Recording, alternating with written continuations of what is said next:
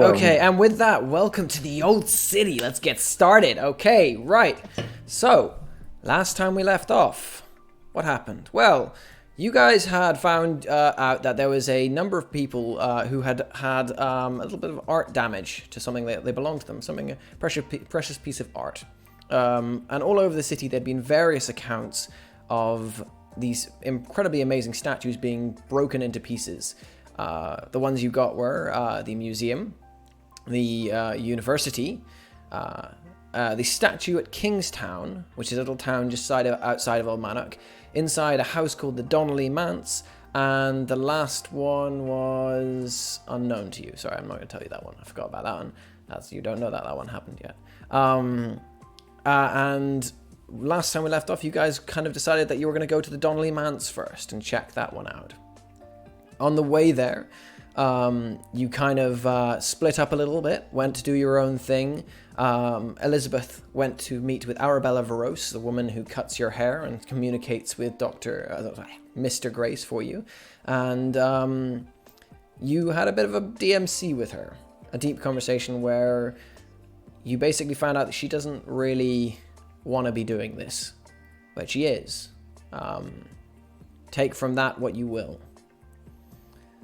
We then came to you guys actually breaking into the house, with Jasmine becoming stuck inside there, as it was revealed that this house was not any old house, but actually the mythos awakened of the punishment of Tantalus, keeping what you wanted just out of reach, but never giving it to you. It was at that moment that Jasmine, stuck in there, was kind of met face to face with the Donnellys. The two remaining members of the Donnellys, a deranged sister with wielding a kitchen knife, and her brother who seemed to dote on her. There was also the butler, this mysterious figure who seemed to walk around the house constantly and give it the appearance of being lived in and alive. At the same time, a new individual made their way into the house. Nahia snuck in, following on a lead about a friend of hers who has been sent to jail due to him murdering his girlfriend. She was captured by the house, and after the house underestimating her, managed to break her way out and come face to face with your current employer, Gillian Gales. At that point, all of you kind of, Ned made his way into the house, and chaos ensued, with the culmination of that chaos being Elizabeth painting the house from the exterior, causing the entire thing to die and shatter upon itself, and with the last of you just escaping in time as the house imploded within on itself. As you stumbled out of the wreckage, one by one, having survived that ordeal, you did not know that far in the distance, the actual location that this house has been guarding is now unlocked. And as darkness begins to fall, hundreds of contained, dangerous Mythoi convicts are beginning to clamber out into the open air and are once more free. And that's where we'll pick off, with you guys back in the King's Oath pub, talking over your options. So, who would like to give me a monologue? I'm gonna lean towards Nahia, if you think you're ready to try and give a monologue on the spot, just because I think your monologue would be the most interesting to hear at the moment. I was gonna give the chance to someone else, just so I can still learn what to do. Maybe next time. Perfect. Okay, who wants to give their monologue a go? Syriinx? Finger guns and bisexual. Yeah. Finger gun. Oh, okay. Yeah. Fair enough. Yeah. Mm-hmm. Yeah. I'll go ahead. I'm not gonna push the button. I know everyone loves to push the button. I'm not gonna do that. Well, and I will. So, yeah. Thank you for that, Emil. That's so compliant. Wrong of you. one. Oh, there fucking you go. hell, Emil. Oh. It is. One job. Nice. I'm sorry. All right, a voiceover monologue. It's not gonna be a long one.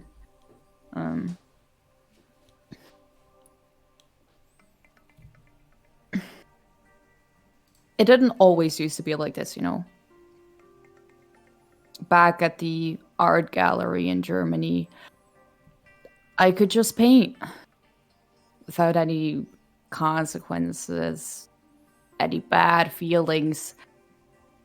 Could just paint someone or something, apparently, without something else deciding it should mean bad. And it's just this city. The more I get to know about myself and what has been influencing my life for so long, the more I feel on edge. Like there's something I can't shake. The more I know that painting and doing what I love has bad consequences, the more I feel like I can't stop it. But none of that is of importance right now. We still have a bad guy to catch. And it would be nice to know who literally went above my head to destroy statues. And that's gonna be it. Okay. And as you finish that monologue, the camera's going to cut to the interior of the pub. Each of you guys chilling in there. One of the panes of glass on the door boarded up with cardboard. Moss and lichen growing in through the little gaps in the walls and the floors. As I said before, your patronage has changed significantly, Jasmine.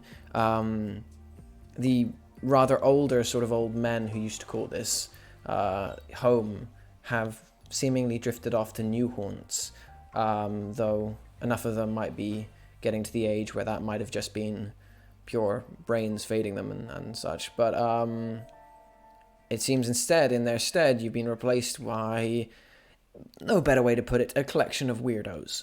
And for the first time in a while, you guys fit in. And that's where we're going to pick you off with you guys there. Who's standing the bar tonight other than me? It is Thursday now, in game and out of game. So that would be Johnny, I think. But not Johnny. All right. Yeah, Johnny. All right. There we go. Wait. Check. Johnny? No, not Johnny. Why am I thinking? Who's Johnny? Oh no, Johnny's. Yeah. Okay, wrong person. I think you're thinking of Davey. There we go, Davey. Yeah. All right. Check that one. Okay. Yeah. How's Davey responding to the people around him? So you can see he's got black bags under his eyes, and he looks a little bit worn out and slightly confused. It kind of looks like he's spending a lot of time looking at things and then looking away and going like, I'm sure I just... No. Did that just... No, it's fine. And going back to what he's doing. The mist makes up for a lot of things, but being constantly surrounded by random and weird shit happening might be having a little bit of effect with his head. Yeah. All right. I'm gonna check on him later. Right now we've got business to do. Right. So, what's next?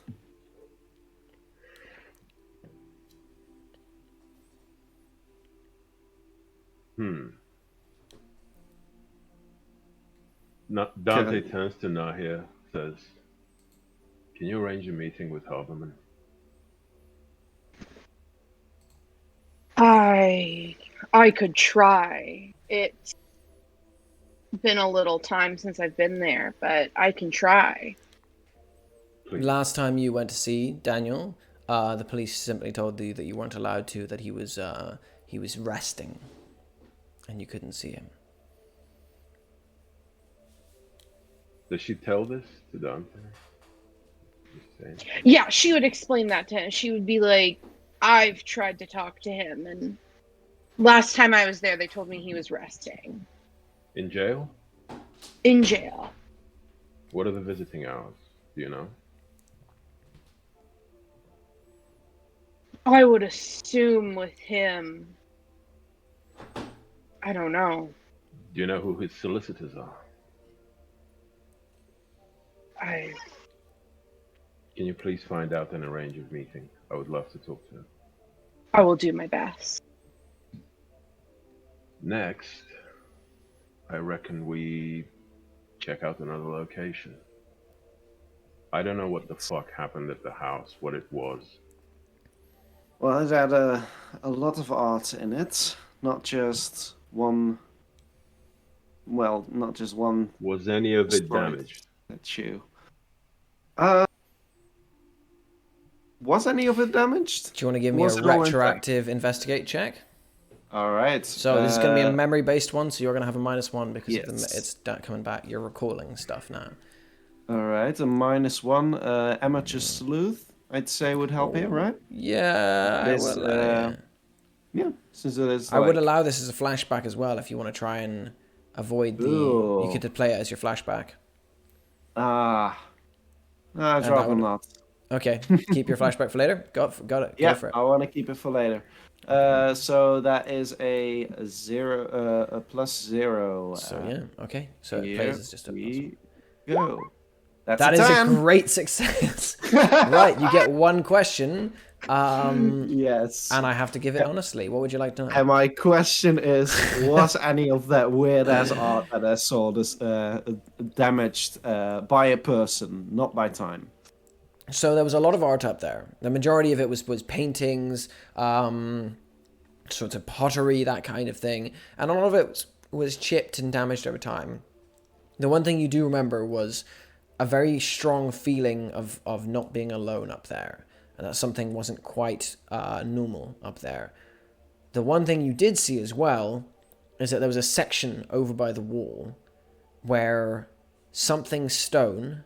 It didn't come out to you initially because it was so destroyed that you just thought it was like a pile of gravel, but there was just stone strewn across a section of ground, like little tiny chunks, like something had been completely obliterated. Well, most of the art was just old, but I did see what seemed to be the remnants of some kind of statue, though it was nearly gravel. It was absolutely demolished. So, assuming it really did happen, right? The question to ask ourselves is, who notified whom and how did the news get out? If nobody leaves the house, how did the news reach anyone? Well, if nobody leaves the house, I assume people are being lured into it somehow. Aren't they? Right, but how do they communicate with the outside? You couldn't bell us. You had to stand at a window and blink SOS. Right. That's a good question. And why were we sent to that house? Isn't there a small part of you that thinks this is the outcome he was looking for in the first place? Possibly. Though I don't know why this would be the outcome he would like. We don't know his motives, do we? It's true. So who did you see down there, Nahia? Anyone worth killing? Is that because perhaps that's the case? You can they give were me certainly characters. You can give me an investigation if you want to remember details, or you can do a flashback if you want to do it without the -1. I'm gonna do. I'm gonna do the investigation. Okay, right. So with a -1, give me an investigation and add any investigation-y traits you might have. She doesn't have any. I'm double checking through my stuff. Actually, I'm gonna argue for one. Mm-hmm. Level-headedness. I will allow level-headedness. you're being walked into a prison and you're able to keep your head enough to pay attention to details, level-headedness. Perfect. Nice. Right, so it's with 0 because of the -1 for memory, and roll. Perfect. I think I did that right. That's an 8, so it's a mild success. Right, so you get 1 question, but either I can make it fuzzy, or I can expose you to danger, or I can ask you back a question. Perfect. What were the people like in the cells? So obviously you remember the one who was right up against the Arbast Bale, who was right up against the bars, and you remember that thing being sort of strangely androgynous with like lizardish features that came on when it was angry. That was a monstrous thing. The other ones you saw was a man with thick beard and almost wearing kind of robes, like almost with various scrolls in front of him. And then another was a woman dressed in clothes out of this time, muttering to herself. You did see some others as you walked down. You saw a perfectly calm-looking man, ordinary as hell, painfully ordinary, to the point where, like, you are not sure that if you ever saw, like, you kind of want to forget him as you walk past him, and he's so ordinary, it's almost threatening. As you move past him, he's just sitting there and he's walking past, like, well, hi there, as you move past, and he's rubbing his glasses. And you moved on past that, and you saw a couple of other sort of people who were the same sort of ilk of just normal, but something not quite there. Something a little bit off. And you remember the feeling of being surrounded by threats from all sides. I am going to use this to then ask you a question in return, which is, when you were down there, what does Nahia smell like? I would say... Because someone has picked up her scent. Terrifying. Old leather, sports active body wash, like the kind that you use when things are going to get a little grungy. Oh God, so, she's a jock. She is a jock. Brilliant. Probably basic deodorant. It's what you think a professional athlete would smell like on the daily when they're not like dressing up. Someone down there knows now. Has tagged Nahia.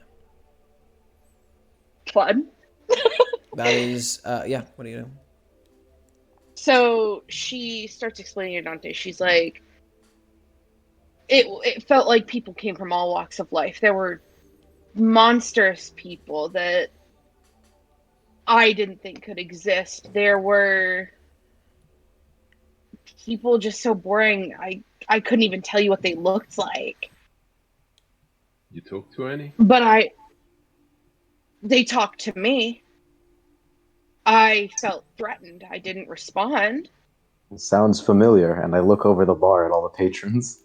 What were they saying? What kind of things? Any indication as to what sort of a place it was? It genuinely felt like a prison, but not like a normal prison. Fuck. Well, so perhaps he wanted them dead. He wanted that place gone. I mean, we didn't like. If no one leaves, why? I don't know. I mean, the people in charge didn't really seem to know what they're doing. I have no idea who's in charge. That's the only solution here. Somebody has to have some kind of teleporting power. It's just going around. How so? You can turn into an orb. You don't think anyone else has something similar? No, I mean, that's definitely plausible, but what do teleporting powers have to do with this? It means that going after their, trying to track them is essentially useless. We can only predict their next move. Ned's trying to say that somebody got into the house, destroyed the statue, and then possibly left. Possibly. And was never to be seen. Which brings me to my point. Then again, if Donnelly Manse was the last location, perhaps they haven't left. We don't know. Which brings me to my point. If we can predict their next move, I want to know what all the statues had in common, because as you can imagine, I haven't been paying much attention. Right, so this statue, there wasn't much left of it. I don't really know what to say about it. We do know about the statue in Yardsdale. Wait, not Yardsdale. In Kingstown. I believe that was of one of the kings, wasn't it? Yeah, it was new as well. Right. So we've got that. You know anything about the one in the college, in the art college? Not yet. Do you know what it's called? Right. I imagine we all just turned to Elizabeth. Was the question literally, do you know what it's called? Yeah. I don't think, like, we were gonna, or at least Elizabeth was still gonna go and check, because as far as she knew, that's the first thing she heard about, a statue in a like, ceiling. It was being held in the ceiling. Yeah, so she's gonna just lift her shoulders and say, the statue was literally in the ceiling. If it would have been just in general, I would have seen it. But no, I didn't even know there were statues in the ceilings there. Well, was the one in Kingstown a public place? Was it out in the open? The one in Kingstown, from what you know, it was in the public square, you were told, and it was shattered in the public square. I want to pull up a photo of what it looked like before it was shattered. You want to try and pull it up? If it still exists. Yeah, you can definitely do that. Give me an investigation check. Ooh. All right. How famous is the statue? You'll find out. Okay. I don't think I have anything for this. So, flat roll, investigation. Well, okay. I did a Ned. You managed to pull up the picture. So you get the picture up on Google, and you can see all of the pictures are grainy as hell, and all you can make out, because it seems, and you just see like taken by resident Old Town photographer Seamus, and then beside it just says taken with a Nokia flip phone. And it seems, shame on you, Seamus. It's just a grainy. All you can see is like a grainy figure, like half. You can vaguely make out an arm that's extended and something coming off that, and it's a humanoid form, but beyond that, you have no idea. What is this? A bunch of cryptid hunters?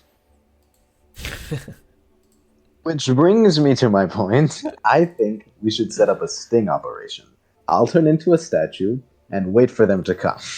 Mate, bollock off. We don't know what the MO is. It doesn't work without us knowing more. Right. That's your job to figure out. Speaking of the MO. Listen, can you turn into a statue? I didn't think so. With your help, we can. But we're at the moment. It is quite clear that two of the art pieces were hidden when they were destroyed.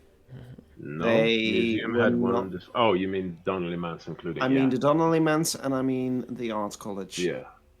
And if this was a case of just destroying random art pieces, they wouldn't have been destroyed. No one would have seen them. So just turning into a golden statue isn't going to do much other than just making yourself look like a plank.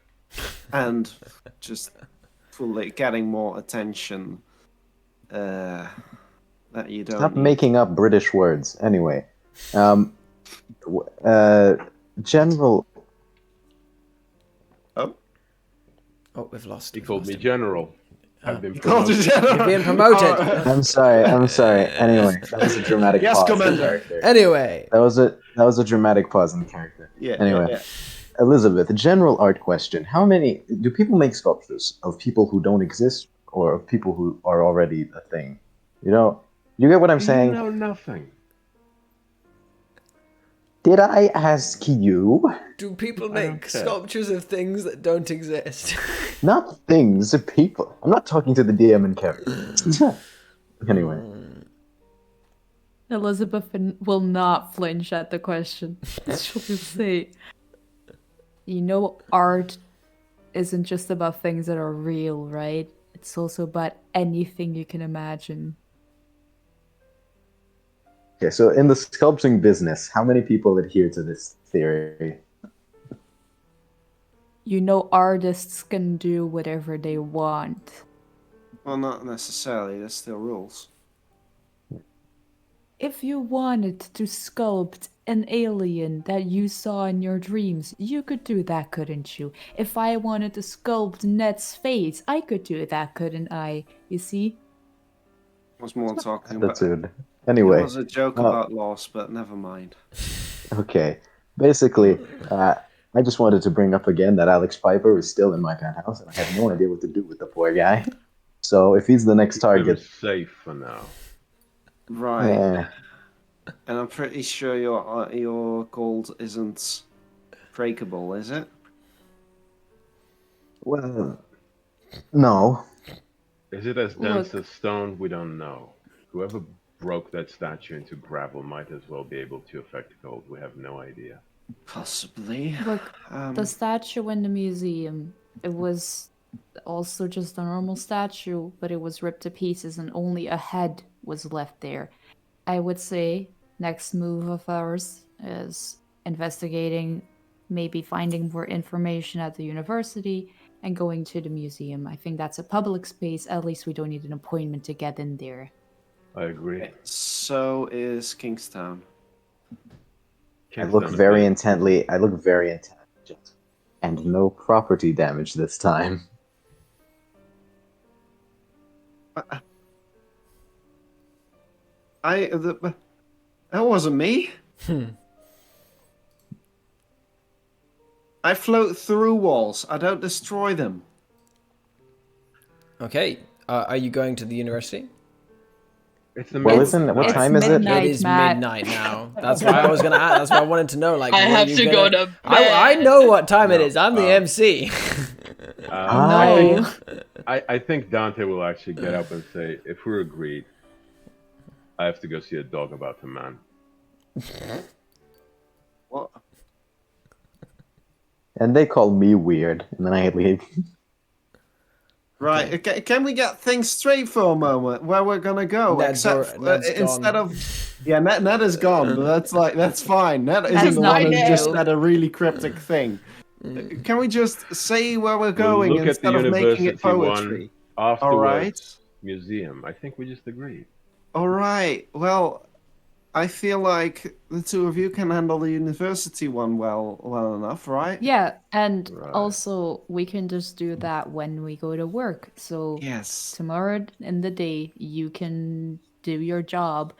Right. She'll say that to Jasmine, but also kind of to Nahia, like she's there as well. And it's like, you can do your jobs and we'll do ours, and we're at the location. So.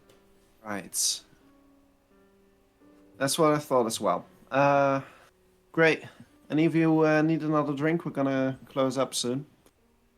Nope. I've not been out of character. Dante's not been drinking anything, but oh yeah, no, that's fine. That's fine. Elizabeth will stand and look at Dante to see if he's also leaving. Yep. I mean, I'm up on my feet already. After As you leave, you see a post-it note on the door that Ned left. It just says, "Get this place in order. There's moss on the walls." As you sort of are doing that, you watch as a man steps into the thing. He's got this big, thick, coat over his shoulders, and he gets in. He goes, the rain's outside. He goes, and sags the coat off. Underneath is just thick green fur that covers his entire body, and this thick, odorous, sort of swampy smell comes in. His thick green beard trails down, and he goes, "Evening." Moves past and slides to the bar and takes a beer, and you watch as what's the name of your bar? Damn it. He's just staring. He's just staring at him. Davy is just staring at him in like confusion. His brain trying to make sense of it. And he goes, "Sure, yeah, beer, yeah, sure." He passes Poor it over. Davy.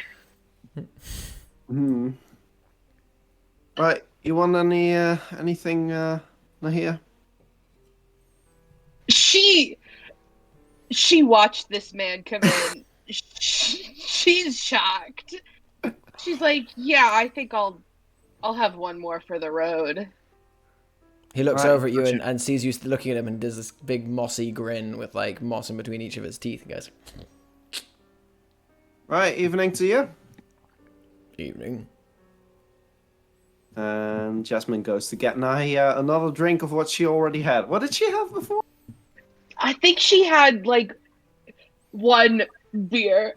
I'm too lazy. Just a pint. Just a pint. Just a pint. Just a pint. Whatever. Yeah, she's gonna get you before. another pint. Let's see. The others have left, right? Ned has left. Dante has left. To a flower shop. Elizabeth, have you left? No, Elizabeth left with Dante because she would say one more thing before they headed their way. So I'm going to do Elizabeth and Dante first because, Ned, you're walking quite a distance to get to where you're going, so I'm just going to imagine you walking on. Elizabeth, Dante, as you step out into the late night, it is raining outside. Not significantly more than normal in Ullmanoch, but just this sort of light rain that's dusting over everything. What do you say to each other? Not much, but Elizabeth will just say, "At least you got her the flowers last time, right?" What? No, I didn't get a chance. Why do you care? Because it's proper for you to do that after, well, everything she did do that's for us, so yeah. I do agree. Last time I called her, she called me a fucking idiot. I mean, at least oh she no, has don't worry. a It was a backbone. good kind of fucking idiot. Listen, you mentioned an opportunity with Tristan. Will he be there today? I don't know. It's not really like he set a time or a day or like a schedule for a week. All right, I can see you're uncomfortable with it, but I would like to go see him. All right. Well, how about I let you know tomorrow at work? Sure. Great. Catch you later. Yeah. And she'll leave. Stay safe. Okay. You pull up your collar, run through the rain to your car, getting in there, and drive off. And you are left alone there, Dante, as she disappears. Well, I better walk on home then. Okay. You head on home. It's a bit of a walk from here to your house. Your house is... Oh, no, actually, your house is in... I always forget because you were in Yarnsdale, but you're not anymore. You're now in downtown, aren't you? It's not too far at all then. Not downtown. It's not downtown. It's Russet Way. Russet Way. You're really close. Yeah, it's going to be like a half-hour walk for you. Yeah. Okay. And as you trudge your way back home, it seems like the rain has not dampened the spirits of these city's occupants, who many of them are still drinking or making noise into the street, the common chatter going on that is Ullmanoch as you make your way home. Moving in the opposite direction, Ned Halford is heading towards the nearest flower shop, which just happens to be a flower shop that you have all been to before. Ned, you arrive there and see this flower shop lit up very late in the night. And you push open the door with this tingling noise of the bell going off, and you see that the proprietor of this business is sort of slouched against a chair. Not a trace of tiredness on her. Her fish-netted legs like crossed over her as she like reads a thing. Very goth looking, very bored looking. And as you step in, she's going to sort of look up and go, "Oh, hello." Ned walks in absolutely fucking soaking wet because of the rain. And he's just like, hey, nice to see that the place is open so late. Always open, darling, always open. How can I help you? That's nice. I need like a bouquet that says, I'm sorry, but even though I'm like clearly right about the situation and it's all in your head, like it's me. Okay, I need like a bouquet that expresses that. You say this, and she sort of very slowly, she uncrosses her legs and turns to look at you and goes, "Have you tried talking to them?"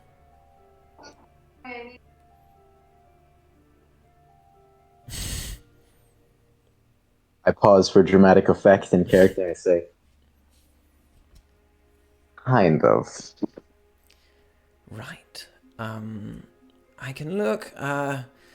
So I'm sorry, but not really sorry, and you just need to forgive me. Is that what you're trying to say? I'm sorry, but I'm also right and you're wrong. Like, Yeah, so I'm sorry, but I don't really mean it. Okay. And she stands up and moves into the back room.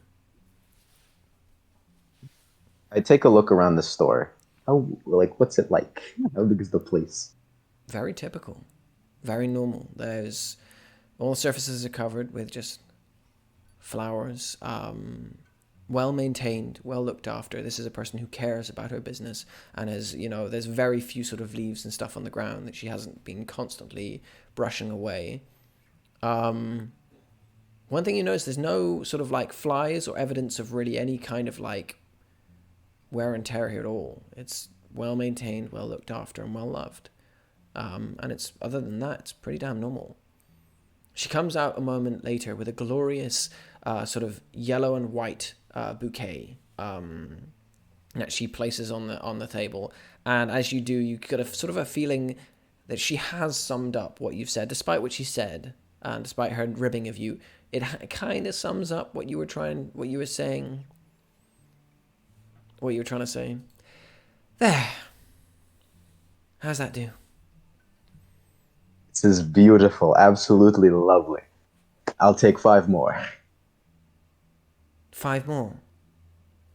You have a lot of people you're apologizing to? Yeah. Listen, the problem can't be me. She's going to step forward and sort of like reach out and take your hand. Sometimes it's best just to talk to them. Is she wearing any any rings or a watch or something? Black nail polish. She got black nail polish, and her hands are like covered in rings, like skulls and twisted crosses and all this kind of thing. And she's got bracelets up her arm. No tattoos though. Interesting. So as Ned is just like looks at her and he's like, well, I can, but I do a lot of talking, a lot of the time. And have you tried listening? Yeah. I've tried being quiet. That helps. It's not the same thing. All right. Yeah. Takes her hand away and she goes, 5 coming up. And she's going. As she takes her hand out, like half the things she had on her hand are now gold. She steps through the doorway, and you're not sure, but for a moment you think she glances at her hand and has a little smile, but you're not sure. As she steps through into behind the. She comes out several minutes later with 5 bouquets, each of them, and she starts talking to you about, like, make sure you cut them sideways, not straight, make sure you get them into water immediately once you get them home, and she's busy telling you all this while she ties that up and takes your money. What are you doing now? I walk out like this, carrying them like completely, yeah. And I'm just like, do you have an umbrella I can use? By the door. Okay, hold up. I actually forgot. Hold up. I'm rich. And then I call Pedro. Pedro brings the. You have to wait around for a couple of minutes. Yeah, I'm willing to wait. And while I'm waiting, sorry, but just while I'm waiting, I want to say, just for me, have you heard anything about any statues recently? It would help with the whole apologizing situation. I would love a bit more specificity. Yeah. Vandalism of the nature of their getting broken. I think there was one in Kingstown or something. This is the best photo I could find. And it's just like 4 pixels, you know. Give me a convince check, please. Okay. Okay. Would the goldfish apply to this because I turned half her stuff to gold and she smirked a little bit? You don't know if she smirked a little bit. Okay. You thought she smirked a little bit. I'm going to say roll without it, and I will internally decide whether it's there or not. I'm not going to tell you whether or not I've applied it or not.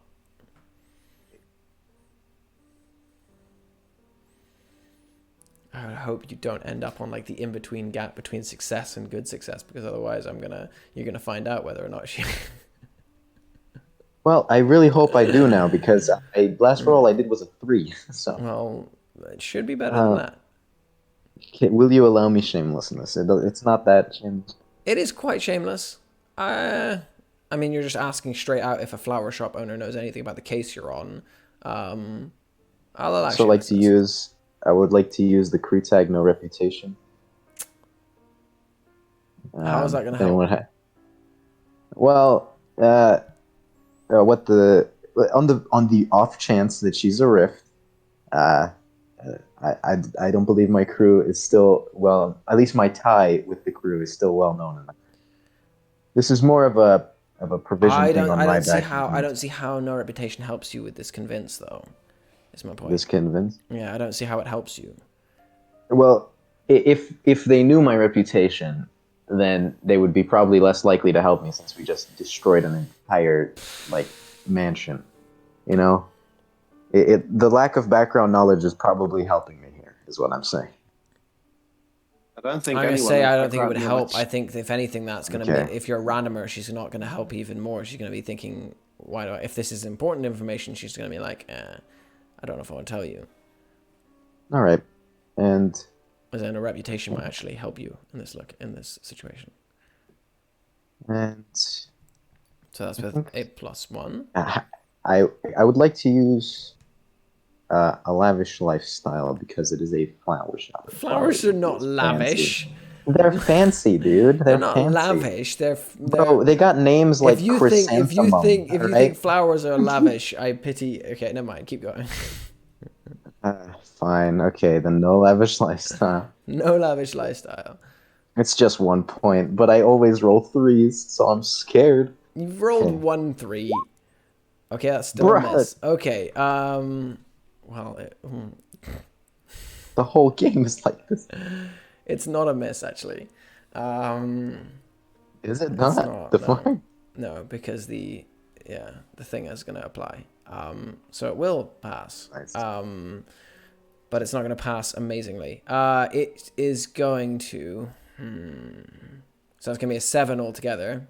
Fuck, it just had to be on the edge, didn't it? Couldn't keep anything mysterious. Yeah, fuck you. She's going to say, as you're walking out the door, she goes, well, yes. They break all the time, but that particular one, is that the one in Kingstown? Yes, it is. I'd stay away from there. Have a nice night. Well, good luck with staying away from Kingstown. And then I walk out the door, hobble like this with flowers. Pedro is there to help you pile in the flowers one by one, very gently. As he drives you off. One bouquet is for him. I put it in the passenger seat. He just sort of looks at it in confusion and goes, "Thank you, sir. Oh, okay." And it's going to sort of mumble his way around to the front of the car. As he does, it's going to cut out over to an overhead shot of the limo as it begins to drive off. And we're going to jump to... At this point, I think we're going to jump into the pub with Elizabeth and Nahia. What are you two doing? Elizabeth? Not Elizabeth. Stop What's she doing confusing there? What is Jasmine wrong and with my Elizabeth. brain? I'm sorry, all women are the same to me. I'm a terrible person. They are practically the Yeah, same that's character. It's fine. Also, it's Jessica. It's Jessica. Just Sorry. it's Jessica. Back to Yes. Jessica Rabbit and Nahia. I can't think of anything right now. Keep going. Yeah. Jasmine walks back to Nahia with a pint. Puts it down in front of her. Says, "All right. So, how long have you known that you were like different?" That's a hard question. Right.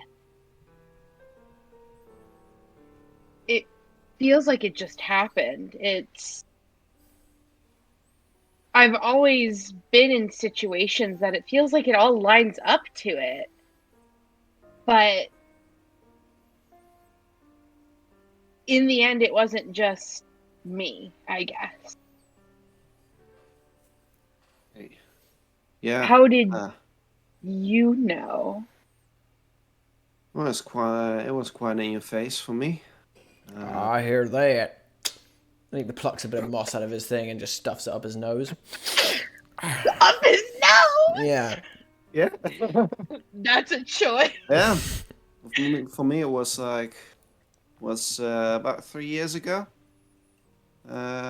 Just one night, the light showed up, and ever since I've been able to do things, you know. Nahia takes a deep breath, kind of inhale, exhale, and then takes a sip of takes a decent drink of the beer. It's not bad. Of all the things that have been infected in here, beer has not. It's good. Everything in the bar seems to be overgrowing with moss and slime and all sorts of things, but the beer is fine. The beer is good. Okay. That's good to know. Right? Yeah. It's odd, isn't it? Just seeing how different Ullmanoch actually is from what you know. Yeah. I mean, I broke into a manor, and within hours it was crumbled to the ground. That's not Right, yeah. That's not a usually normal what happens. Thursday night. Speaking of which, have you been in Ullmanoch for a long time? A couple months. I'm a new Couple months? transplant. Oh, well, welcome. If you need any info on the city itself, can I help you out? Well, that's what I was going to ask. I wanted to kind of our ragtag little team. I wanted to know, I guess, more. Right. Well, what you want to know about the individuals as a group? I think as a group, do you guys know what you're doing? Oh, not at all. Not at all. We are kind of just chasing leads, you know? That's fair. Gotta- I feel like that's all we can really do at this point, huh? Well, not necessarily. I mean, if I had more,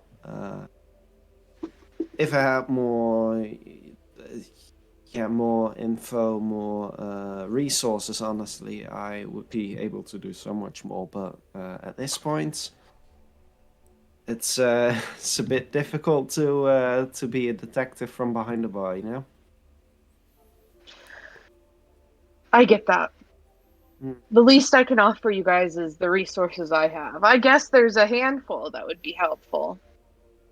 Really? Like what? Well, the connections that we already spoke to Dante about. Right. You seem pretty strong as well. I'd like to think so.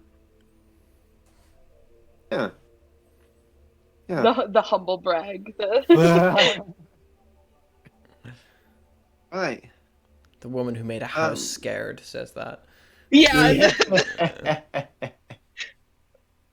Right, yeah. It certainly seemed like it. You saved Ned's house there. Ned's house there over there. Back in the manse.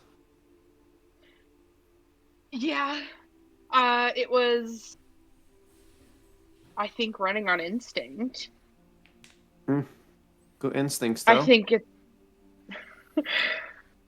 if you could put it that way. Right. Just a heads up. Try to avoid any skin contact with that man. You might end up turning into a statue. Yeah, I wondered that. That might have crossed my mind when I picked him up, but Well, you got lucky then. But then again, you're not a phone, so it seems that those are usually the least lucky ones. As for the others, honestly, I don't know much about them. Elizabeth can talk to the dead, for as far as I know. I don't know what Dante's deal is. He seems to be pretty, I would say lucky, but he's got this whole thing with his daughter, you know. You should ask him yourself. I shouldn't be, I was about to be the say one that to feels tell like you. a Yeah. question for him. Right, yeah. But other than that, and well, you've seen me. I can float around and stuff.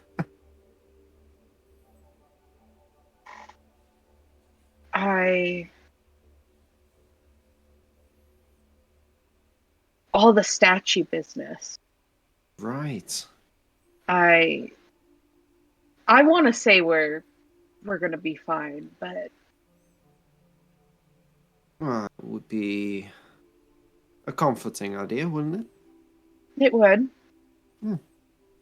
Why not tell yourself a little lie like that? Just a white lie. You Get have you a through the point. night. Yeah. And when Jasmine says that, Nahia raises the pint a little bit, like cheers to that. Yeah. And as, Jasmine raises her glass of water. And as you sort of do that, the green guy sort of reaches over with his half-finished pint and sort of clinks it as well. Right. Yeah. His beer, by the way, is like swilling with like little bits of green thing that have come off his teeth. Lovely. As he clinks it against yours. The camera's gonna drift out of that room to a car that's pulling up outside of a house. Elizabeth, you step out. The light is on downstairs in your house, and you can hear the sound of what sounds like laughter coming from the window. You begin to walk over, and as you do, you see that there is a figure, and he's standing so still, he might be a statue. Right at sort of like the entrance into your way, his thick, massive arms, bulging muscles crossed across his chest, his bald head dripping with rain that's just he is soaked to the bone, and he's not moving. And as he sees you, he looks over to you and sees you come up and goes,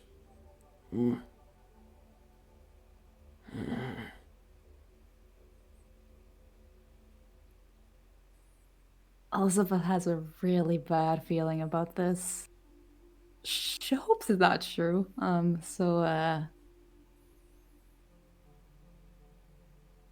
She's gonna wait for like a second before Tristan just nod her head and say, I'm sorry about this. I'm sure you have other things that you would prefer to be doing.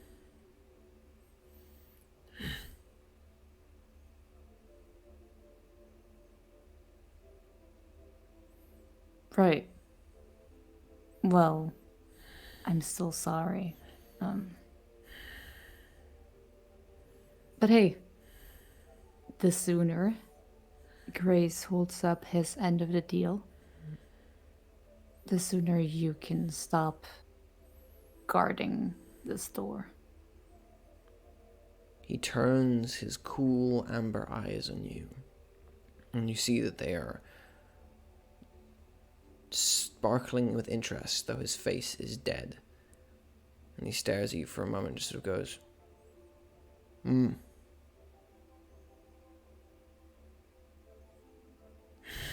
She's gonna take like a step forward, but then like glance back at him. I think he'll let her pass. He lets you past, and once you're past, you look back, and it's like you can't even see him anymore. It's like he's disappeared into the shadows. All right. Well, despite that, I think she'll just murmur like, you know, if you're gonna hang out here more often, the least you could do is try to talk. No pressure, though. And she's gonna It's a long step silence inside. after you say that. No, nothing. As you step inside. You step inside and you once hear laughing from several voices coming from your living room. You push open the door and you see a Scrabble set is set up. And your wife is there, several glasses of wine are set out, and some people from her work are there. You see a sort of thin-looking doctor guy who's kind of got he's wearing very fancy clothes, and he's kind of got the look of like, please ask me what I do. I'm a doctor. Please, like, I'm a doctor. I want to tell you that I'm a doctor. I'm really, really interesting. Please talk to me about that. And the girl beside him is like, probably his wife, you're not sure, but because you've not really known that well, but she's sort of this slightly smaller, demure girl who's been kind of overshadowed by his constant. Every time she moves to talk, he's like, and he's talking over her. But your wife is there, and she's laughing and chatting with them, and there is at least 2 empty bottles of wine on the ground. All right, but this is all fine. Like Elizabeth heaves a sigh because in her head, this could have been Grace cozying up to her wife, and that would have been another deal. It's not that though. So she'll at the door, like throw down her keys and put down her bag and just say, the very cliched but also mean, honey, I'm home. She immediately goes, babe, and she stands up and she immediately runs to you and grabs you, and she holds you. She's like, please rescue me from these people. And then she's going to sort of hold you for a little bit and then go, you've met my wife. This is my wife. This is Elizabeth. This is Michael and Jennifer. Hi. I'm guessing you're colleagues of Allison. Absolute pleasure to meet you. Yeah, I'm a colleague of, and I'm also a colleague of Jen. Yeah, she's also. We're both doctors with her. Pleasure to meet you. Then she'll do like the cursory glance of like the table, and then like look at her wife, and give like a look that says like, "I'll get you out of here," and say, "Well, I'm sorry to disturb your cozy evening. It seems. Who was winning at Scrabble?" Do you really need to ask that? No, I don't. She and then, completely destroyed us. It was brutal.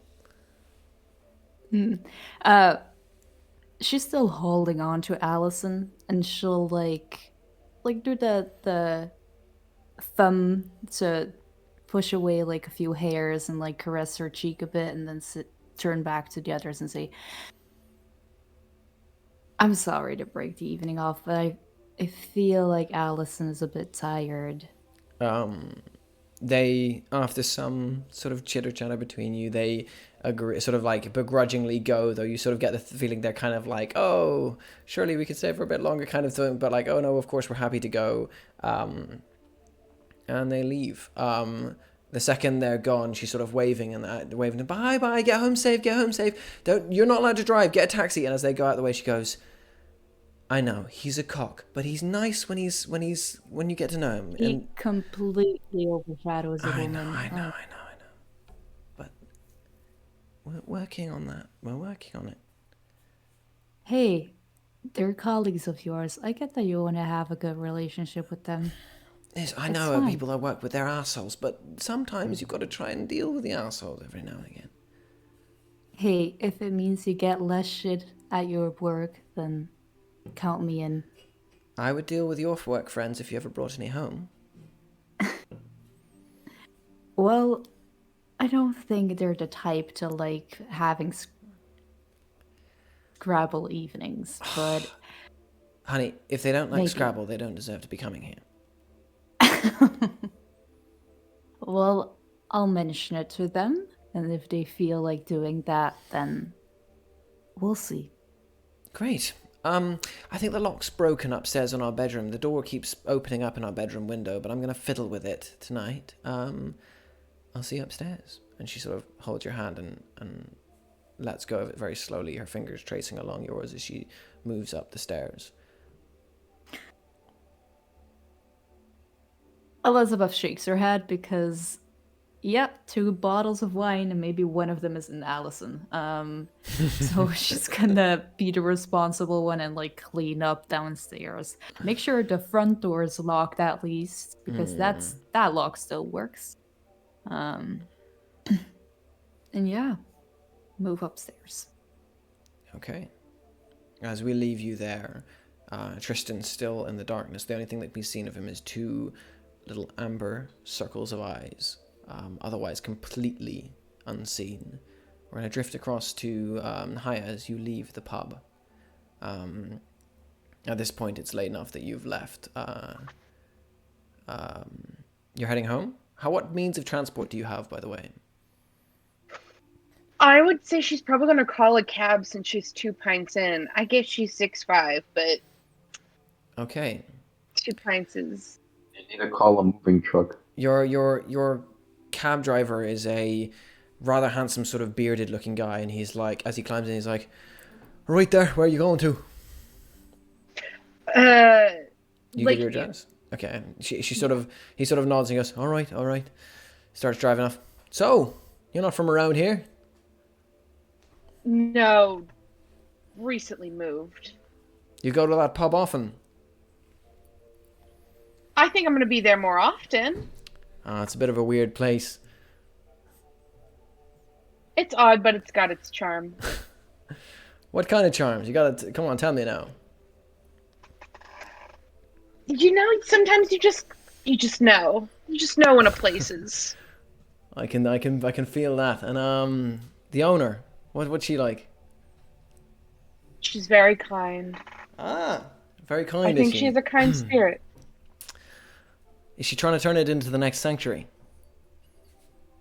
He pulls up at the next full stop, at the next sort of red light, and he turns over to look at you, and you see emblazoned on his shoulder is a silver rose with twisted silver thorns around it, and he goes, "So Nahia, tell me about the proprietor."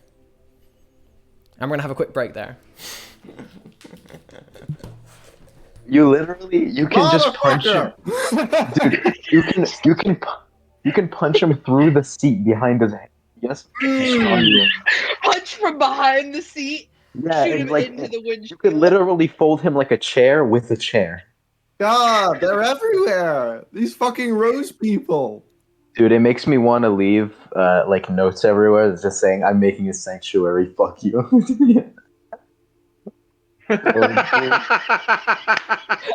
What a dummy. Yeah, you go do it. Ned is one of these days. Ned is gonna like brag in the wrong place and get himself shot or something. Oh, he's done that like He's twice. just gonna get killed. Dude, I've died Ned's like gonna 5 be the one times that so gets far. folded. He's gonna get golded. Yeah. He's gonna. I'm gonna go get more water. I'm gonna get food in this break. I need food. Here you Hold go, on. Keith.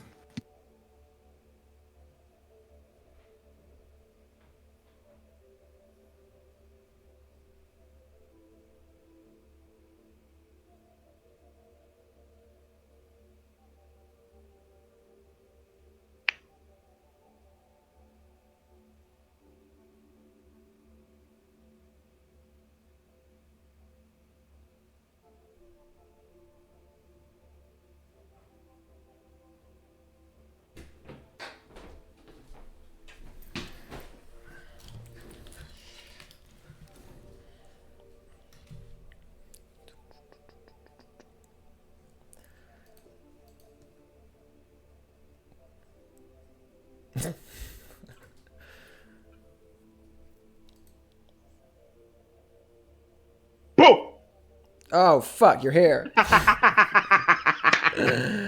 knew you were going to do that, you bastard. I was about to say to myself, you're all going to die. Are you always there? Do you never leave? You're just... Yeah. Not really. I come and go. I have to build my A-team style tank, don't I?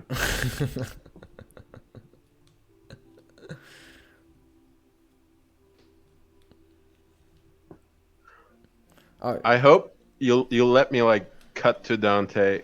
Like we're gonna cut to Dante now. 2 seconds. Yeah, we're gonna cut to Dante now before she completes. Not that now. Stuff. Oh yeah, no, we are. We're cutting to Dante Nahia right hasn't seen. Yeah. Before either Nahia gets folded or she folds the other dude. Mm-hmm. Or maybe it'll happen without anything. Or maybe it'll be a friendly conversation. A friendly little chat. Friendly little chat. You never know. You never know. Yeah.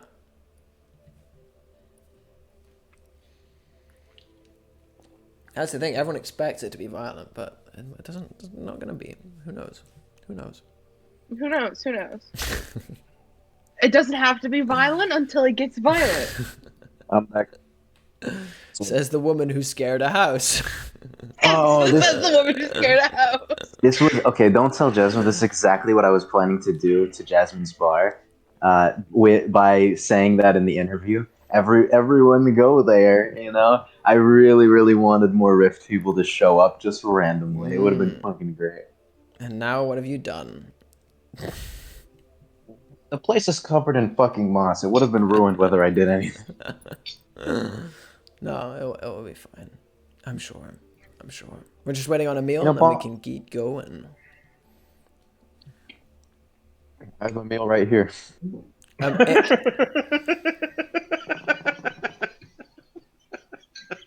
And with that joke, you are officially dead to me. Oh, Syriinx's cat is so damn cute. People who are watching the stream, you are really missing out on this cat. Also, you're missing out on shnaided just eating cereal. It's not cereal. Yeah, I was about to say, what's for dinner? It's pasta and like a half a burger patty. That's Italian cereal. Yum yum. Right. Yum. And we're gonna jump. Delicious and nutritious. We're gonna jump straight back into it. So as we leave you with the taxi driver leaning over and saying, "So, Nahia, tell me about the proprietor." We're gonna jump across streets to Dante. Where are you going? I'm going home. You going home? Okay. I'm going home. I'm still checking my phone. If there are no calls, even if there are some calls, I'll send a text to Elizabeth. And the text will be, check if something was missing. Just reminding you. Afterwards, I'll get home to my little flat in Russet Way. I'll enter, throw the keys down, water the bonsai tree, go to the part of the wall that I painted over, the white part. I'll look at the video from my phone and I'll replicate the pattern on the wall. He'll just start scribbling it down and the movements of it because he needs to remember, and he needs two sources. He can't fully trust, the video still being there and stuff. Once he's done with that, next to it, he'll just do a tiny pictogram of a picture frame with a question mark inside it. And that's about it. If there are no calls, I'll just work on my lecture tomorrow and go to sleep. You have a look through your messages, and there's only one message from Johnny, which just says something along the lines of like, "Where's the papers for next thing?" And he sounds like he's confused and he's missing something, but it wasn't enough to call you. At which point Dante will just say, "Fuck's sake, Faith, what does it cost?" No Faith. And just throw his phone down and go to sleep. Okay. As you drift off to sleep, there's someone who's definitely not asleep. As the car is now pulled up on the side of the road, a man has his arm over the the chair, and he's looking back at you and goes, "So, Nahia, tell me about the proprietor."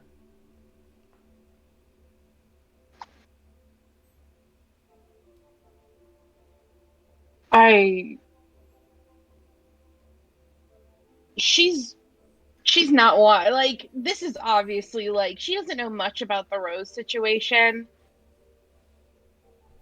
But this feels shady. This is, like, gut feeling shady. And she's like, who's asking? Why do you want to know? Nahia, do you know what this symbol on my shoulder means? And reluctantly she answers. She's just like, no. This symbol means I work for the council. And this symbol means I get to enact the council's orders and their decisions. And I also have to question and deal with their threats. Now, your friend is not a threat. Not yet. But that is up for me to appraise and for us to come to a conclusion about. Now, you can be helpful in this, and helpful can work out for you, or you can be unhelpful. Now, I wouldn't advise being unhelpful. We have a great deal of resources with us, and I know that you are quite intimidating as you are. I'm Duncan, by the way. Nice to meet you. Now, she nods. You could drag me from my seat right now, rip me to pieces, bathe in my blood, all that kind of stuff. But that's not going to solve your problems. The thing with considerable resources is, someone like me, well, I'm just expendable. I need you to think about the bigger picture here. So what's it going to be?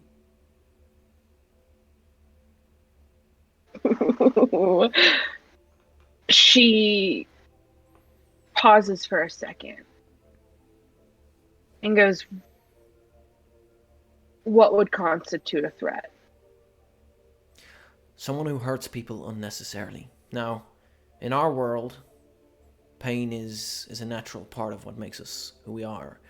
Some of us long to hurt people, and the council has quantified certain beings of ours within categories to determine how dangerous they are to the public, how dangerous they are to us, and how dangerous they are altogether. Now, currently, your friend is considered on the verge. Now, I don't want her to go any further, but I would like to find out what stage she's at. So I'd like to know, as an outsider, stepping into that place, how do you feel around her? I feel safe. And she says that firmly. Do you feel like you can trust her? I do.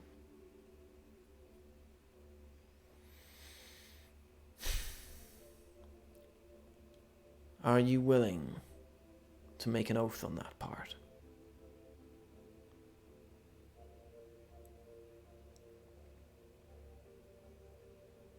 He takes out a couple of glasses from the inside of his coat and a flask. He flicks open the back, sort of like foldable, like little tray on the back of the seat, and places the glasses on it, unscrews the thing and pours out golden alcohol into each of it, and you immediately recognize it as mead. He spins the bottle closed and he goes, "This is called a mead test. This is how we guarantee that people follow our rules and continue to do what we tell them to do. You drink with me, and you are bound to me to follow my truth. You understand?" She Now, slowly nods. You drink with me and tell me that you think she's safe, and if she isn't, then your oath will bring me to you. He reaches around and takes the glass. Are you prepared to drink for this person? God. She picks up the glass and she goes, I would. He tinks it against hers. He goes, "Good." She knocks it back too. He puts it down, and as the burning liquid slides down your throat, you feel the binding of an oath taking form. He turns back and goes, "Right, well, now that's out of the way. Where to?" And he's going to drive you back home. As he does, I imagine, do you say anything in the drive? No, at this point she's silent. At this point she's like, I just said I bound an oath to someone who I know the most out of the group. At some point he turns on the radio and begins sort of like bobbing his head to it. It's like, oh, I fucking love this song. These guys are great.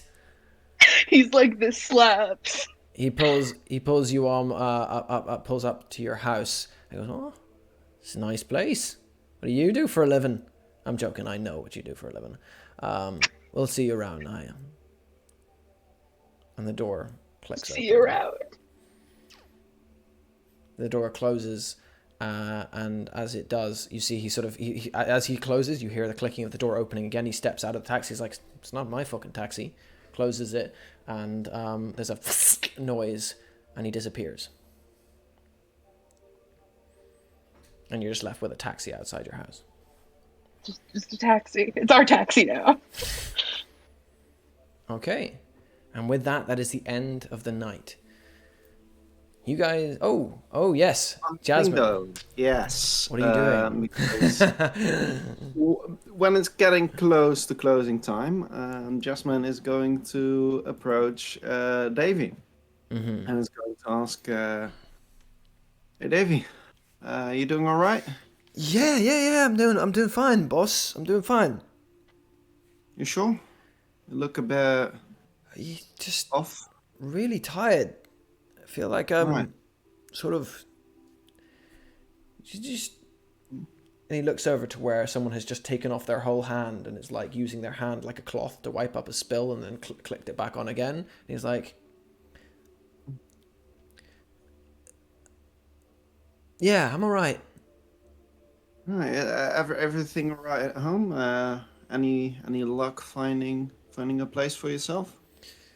Yeah, I got a place. I'm living with a friend, just on the sofa at the moment. Really? But, Oh. yeah. Well, well, I mean, at least I'm not bothered by that, though. good on you for moving away from your parents. Yeah. It's a new step, you know? New I step, guess new so, life. but... I mean, I love them, but... It's a fucking nightmare being with them. Yeah. I could say I know what it's like, but well, I mean, it's I'm glad for you. Glad you managed to get out. Is something wrong with, like, is the bar different? It just feels really different. Well, there's going to be well, I'm currently looking into some things. Going to have some major changes. Gonna do some. It's gonna have to close for a bit. So that's something I wanted to talk to you about. Right. Well, I was going to talk to you about this as well. Really? I'm kind of finding that I'm not feeling well being here. Like I tried to find. I was late. I don't know if you noticed, but like last 2 weeks I've been late. I've really struggled to find the place anymore. I can't tell if I'm going mad or if It's I don't yeah. know. I'm not feeling great anymore. And like, listen, it's not about you. Like, I love working for you. You're a great boss. It's not that. It's Yeah.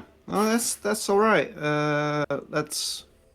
In fact, that's something I wanted to talk to you about as well. So I'm glad we're on the same page there. Yeah. At least I'm very glad to hear that you've managed to get a little thing going on living with your friend, and yeah, it's places homes aren't really for the taking right now. So yeah. I do wish you a lot of luck with that. You sure you're gonna be all right though? Because it's coming from the best of places, but you seem odd. You seem different. And I'm not just saying that because, I mean, like, fuck him, he's my employee and all that shit, yeah, but you seem different. I mean, I don't know, might be coming down with a cold or something, but I feel pretty alright. It's nothing to worry about, really. Yeah. Well, I think I'm going to finish this shift and then I'm going to go. Right, hold on. And she's going to... You're not getting me a gold Rolex or something, are you, for leaving? No, not at all. No. She is going to take a... she's going to take a... let's see, it's 21. Yeah. She's going to take £150 out of the cash register and put it in a little envelope. Yeah, this is... let's just call it severance pay. Jesus Christ, that's like 150 right. lottery tickets right there. Fucking hell. Save it up for a housemate. I wouldn't go to the lottery with this. All right. Yeah. You stay chill, boss, and if you need anything, like, I'm still here for you. Just look after yourself, all right? Yeah, of course. You just you look after yourself as well. Yeah, I think I'm just gonna sleep for a while. Watch some boring movies, you know. I just get some of the weirdness out of my body. That's fair. You be careful on the streets, all right? Yeah. All right. Bye. See you Jasmine. around. And he sort of turns around and he takes his money and steps round and sort of looks for... You can see him looking for like a local to say goodbye to, and he's been working for you for a while. And as he gets to the door, he sort of goes like, looks around, and there's no more familiar faces to say goodbye to. So his eyes meet yours and he goes, does a nod, and he's out the door. Yeah. Give him a nod back, and after closing up the pub this evening, Jasmine's going to spend about half an hour in Microsoft Word just typing up a little note to stick right next to stick near the entrance, saying, asking if people are interested in a fun place to work at with flexible hours. And all of the plant contact people from her. all the plant people from Lucia's place. Yep. Then it's bedtime. So yeah. Okay. As you all go to bed, I need everyone to roll me a D100. Ooh. I would just Okay. like to say though that as It's I go the- home, It's the same thing that happened the other night, but It's the dream roulette, you guys. Yeah, I rolled a 26, so I think I should be alright. before I do this, I just want to make it clear Todd gets a bouquet as well. He's one of the people. Oh god, I'm gonna be the highest. Fuck's sake, who's left? Prepare for your window to be, like, the lock to be broken. Just an FYI. Oh, Ned for the win there, right? I'm not sure. I don't remember if this is a good or bad thing. Okay. Nahia doesn't have to? Nahia is What? 54. Oh. Dante was 63 and Ned was 79. So, Ned, you get home to your very fancy hotel. The manager is waiting there, sort of like, good evening, Mr. Halford. It's very late. We have to keep the staff up. Never mind. Wonderful to have you back again, Mr. Halford. Thank you so much. I love the place. I can't wait for you to eventually make it to a 5-star hotel. I'd be the first one in Ullmanoch. Your 4 stars, it really been going strong for the last 20 years. Thank you, Mr. Halford. So very nice of you to say. We love having you here. Absolutely love it. I'll let you'll be the first to know once we know where the film set is and I can get an apartment of my own. Wonderful. That will be just wonderful. Pluck out one flower from one of the bouquets and give it to him. That's all he gets. He takes it, and as you disappear into the elevator, the sort of the receptionist is just like, as the guy goes and crushes it in his hand. As you go up in the elevator up to your very fancy apartment and slip into bed, wearing your gold silk pajamas, I'm guessing. I don't know what you wear in bed, but and He wears bathrobes to bed. beneath your bed, you say goodnight to my brain is in a complete. And to Todd. Its name Not is to Todd. Todd. Todd is in there. No, not Todd. I'm talking about Alex Piper? Alex Piper beneath your bed. He's still there. He's Holy shit. still there, face in a frozen. Just a few more sessions, buddy. Behind you, beneath your bed. In the other room, Todd is like, "Night, Neddy. It's a bit late, but all right. Sleep well."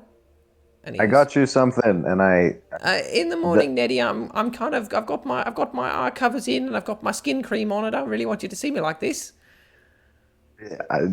no problem, man. And I give him, put him next to the door where I put the night. Where did I put the night point? I don't remember. As you, yeah. But as you go to leave, he's like, "You're a superstar, Neddy. You're a superstar. Keep it up, my boy." We chest bump, and then I oh no, he's in his room. He's not letting you see him. Oh, okay, never mind. Then I go to sleep. I say, "You're the best agent ever." As you drift off to sleep, your dreams are fairly pleasant at first. You're standing on a stage before the whole world, and they are cheering. And then the cheering is changing very slowly, and now it is switching very suddenly to snapping pictures, flashing around you. And you can't see anything now because everything is turned into darkness except for the of the flashing of the pictures. And now you can see them, a horde of journalists, all of them sort of baying at the edge of the stage for you, one after another, calling out, "What's your favourite food? What do you like to do on Sundays?" And they're sort of asking all of these kind of things. And then in between it all, one woman at the back, a flash of light, you see her standing above the crowd, and you see that all of the journalists are dark except for her. And she goes, "Neddy, when did you get your powers?" Cuts. She's gone. Then there's another one flashing up, and she goes, "When did you turn him to gold?" Flash, and then she's gone. And then there is an old man standing in the darkness, and he goes, "When did you stop caring?" And you see that his eyes are white and milky and completely faded. And then he is gone. And the audience is surging forwards. They are pressing against the stage, and the stage is bulging and warping and twisting, and it cannot hold you anymore. They are beginning to crawl up, and they are no longer human. They are twisted black things that are crawling towards you, their thin fingers reaching for your feet. And they go, "Entertain us! Entertain us!" as they reach for you. And the dream ends. As they were reaching out for him, he's just like, as he's drowning in the bodies, he just goes, Todd, where are you? Keep them off like you always do, please." And he's just done. Yeah. Todd is nowhere to be found. And I wake up. You wake up to the sound of a shower. Abba? Yeah. Right. It's one of the Abbas. It's an Abba song. Right. Actually, so this time it's Lady Gaga. Lovely. I want your loving, I want your regret. And he's just big, you see. As Ned wakes up, he's like, looks around him, and he texts to the group and says, "I don't think Kingstown is a good idea. Let's not go there." Oh, you're on muted, Syriinx. You're muted. I don't think she's talking. Oh, she's not talking to us. Oh, she's just talking to people. Wow. Wow. Wow. Just FaceTiming, huh? Cold. Okay. Yeah. You each begin to. Jasmine does send a message back. Just why with a question mark. Oh, that was for me. Okay. Yeah. Yeah. It wasn't a group chat, right? It's in the group chat. Yeah. Yep. Yeah. Okay. So Ned says, "The flower girl told me not to," and I'm doing this thing where I'm trying to listen more. And Jasmine just about 5 question marks. So by this time, when does Ned wake up? About And then wakes up whenever Yeah. Todd decides to shower because Oh, that's When did that's Todd 6 in the decide morning. to shower? That's 6 in the morning. Okay. Oh, well, Dante would be up. To be Yeah, fair. Jasmine. Well, you've needs to, canonically- get stuff ready. You've canonically said that he takes 3-hour showers, so it's from that is just such a waste of water. Like me as a player, I'm just like, never do that. That's fine. You and me Just can eight. start a bad romance. Absolutely fine. All right, so basically, Yeah. a 7 around that because his showers are so long. He's on to like the 12th Lady Gaga song. But yeah, He's got the one. playlist, He's the a- discography. Yeah. But no, Jasmine does send a bunch of question marks. She's genuinely confused. Yeah, that's. I mean, I can explain more. So, okay, he said, I asked someone about the statue, a nice local lady, and she said, it's not a good idea to go there. Nahia, Why not? Well, I switched the topic. There's another statue to check. We could easily go there first. But why shouldn't we go to Kingstown? I don't think we should go to Kingstown. The spirit, All right, you don't have to. All right, so next time you want to send SOS, do it in the group, please. It's much easier. At this point, Dante will just write, can we get our priorities straight? We already agreed on investigating the other 2 locations first. There's no need to discuss Kingstown at this juncture. I know. But the orb likes their questions. And Jasmine messages back, the orb. I send an likes emoji clarity. I send an emoji of a foot and then underneath it a soccer ball, which implies you. Badger? Do I have to improvise a lecture? You do. No, you don't have to improvise a lecture.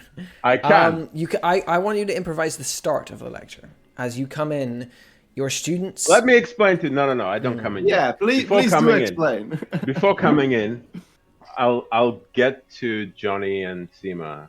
So the first question I'll ask them is how they're doing, first of all. So the Ullmanoch University lecture halls, they're built because the university hall is built in the old kind of style with this tiered running up stairs with the teaching assistants sitting at the front. So you have to they can meet me outside. They can meet me got you. You want them to send them a text? Got it. Okay. Yeah. They will come outside. They look haggard and tired. And Johnny particularly looks frustrated at the moment as you come out. What are you saying? What's going on, mate? Nothing. What's going on, Johnny? Wow, oh, you suddenly care now? Right. He sets the books down. And she's like, Johnny, don't... No. Where have you been? This was the plan all along. We do this every year. You know where I've been. They are getting pissed in there. Yeah. Part of the process. Yeah, but part of the process that puts us at the bottom. We're the ones who have to deal with it. John. You don't have to deal with it today. Take a day off, mate. You too, Seema. You both take a day off. I'll take care of it. She's sort of trying to calm him down, but he's just like, I'm so, no, I can't do this. Grabs his bag, throws it over his shoulders. He starts to walk away from you.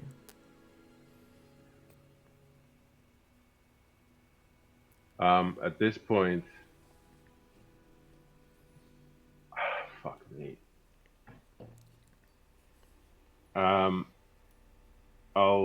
Dante will just. I mean, I'm not gonna stop him. He wants to walk. He's his own man. But I'll say, as he walks off, Seema's gonna be like, "I'm sorry. He's under a lot of stress. He's just." take 2 days. It's Thursday. You should be fine until Monday. Take 2 days. Paid. Go. Tell him the same. Okay, I'll tell him.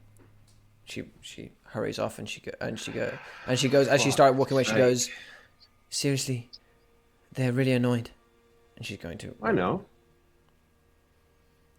I pick up the books again. I walk in. I walk into the lecture hall. You walk in and you are hit by a stony silence that is almost worse than shouting and murmuring. The students are sort of glaring at you as you come down. A number of them sort of like mutter beneath their breath, and like some of them are like, "Fucking ridiculous! How am I couldn't fucking figure it out. Could you figure it out?" I can fucking figure it out. And then they stare at you. Before Seema leaves, Dante will ask her, "Did they figure out step 1? They haven't talked to each other yet?" No. In a while, they should have by now. Fucking hell. This is the slowest. Picks up the books, goes in, sees the stony silence, gets to the center of his desk, and just drops the stack of books to make a, dramatic noise. Turns around, says, "Lots of long faces. Who died?" Right, sorry, bit flippant of me. Let me start with a different question. Why did I do this? Why did I write a statement and the words prove it and then swiftly bug it off? Why did I do that?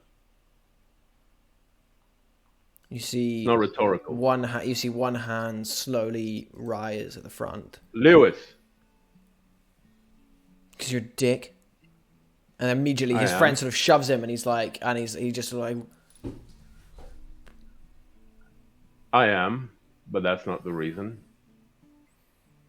How are we meant to do this? We weren't given any guidance. How the hell are we meant to figure it out on our own? You hear the voices are now intensifying now. Well, that's it, isn't it? First, when I did this, you weren't immediately angry. You didn't get that at first. First, you probably muttered to yourselves or turned to your studying partner or whoever, and you said, "Well, he can't have done this, could he? He can't have just written this and gone away. Nobody does that." Right? I'm sorry, but yeah, I did. After a while, and you're still at this point now, after a while, you go really, really touchy with me. Because how can we do this? How can we solve something? We're used to people holding our hand. We're used to being led to the answer. We're used to being told how to do it and then doing it. But he just turned around and he left, leaving us all alone. All 193 of us. All alone. How could he have done this? Next, and that's today, you're going to try to bargain with me. You're going to try and tell me, can we solve something else? You're going to try and tell me, could you give us a hint? You're going to try and tell me, could you maybe, I don't know, choose another problem? My answer to all of those is going to be no. Resolute, unwavering. No, this is the problem. Solve it. Afterwards, you'll feel really, really down. It'll get worse than this, I promise you. And at that point, you'll probably want to Google the solution, download it if you haven't by then, and you'll present it to me, and I'll know that you've done that, because I always know. If you don't believe me, you can ask anyone a year or two above you. They'll confirm it. And after a while, you'll come to accept that what I've done works, and you'll get on with it, and you'll present me with your solutions. Give me a convince check, please. And by then, I won't have to ask why I did it. I just described 5 stages: denial, anger, bargaining, depression, acceptance. So What is it you're saying goodbye to, children? You see, after a long silence, one arm raises right at the back.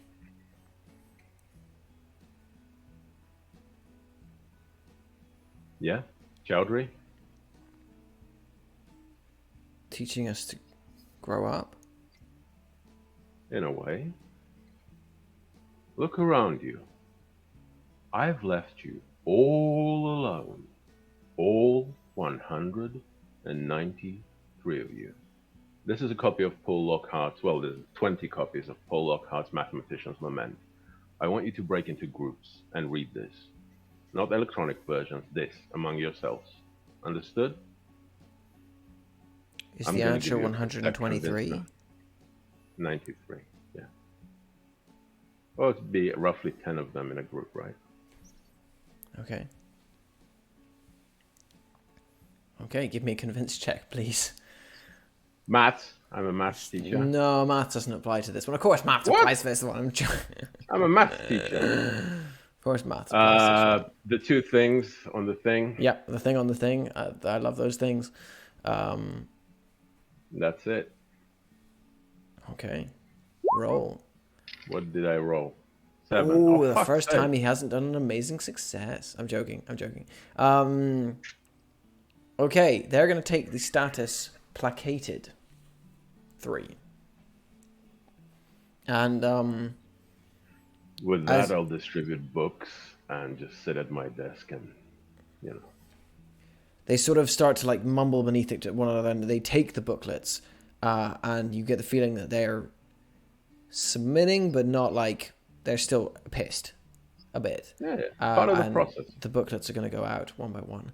As they do, we're going to leave your office there. What is everyone doing in the morning?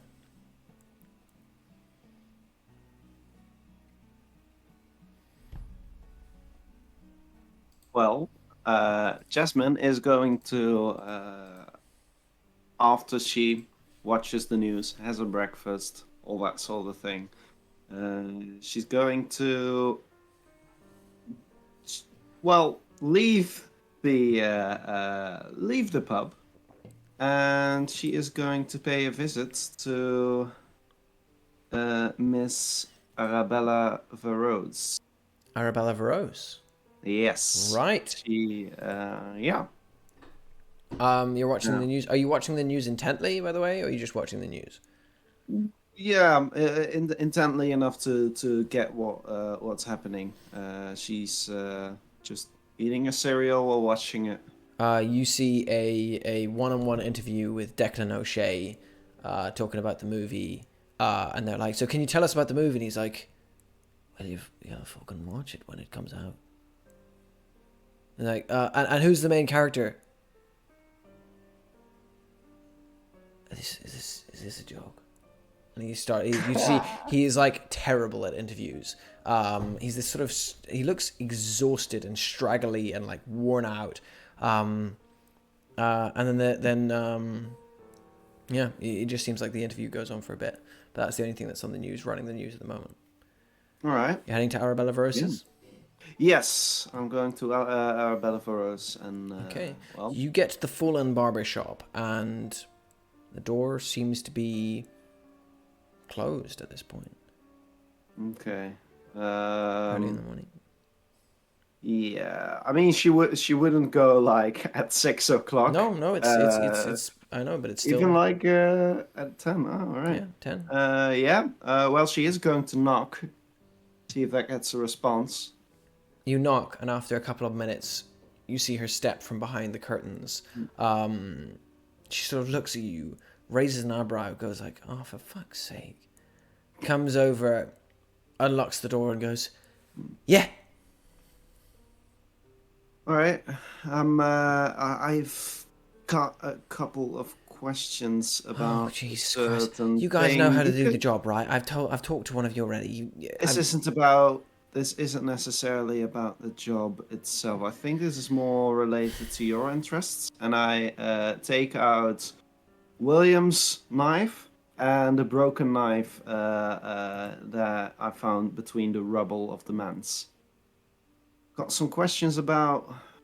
Well, he's nice. Perhaps you have some insights in what kind of people would deal with this sort of thing. You seem to know an awful lot about him, or at least like him. Right. Let me have a look. Can I come outside at least? Do you have to?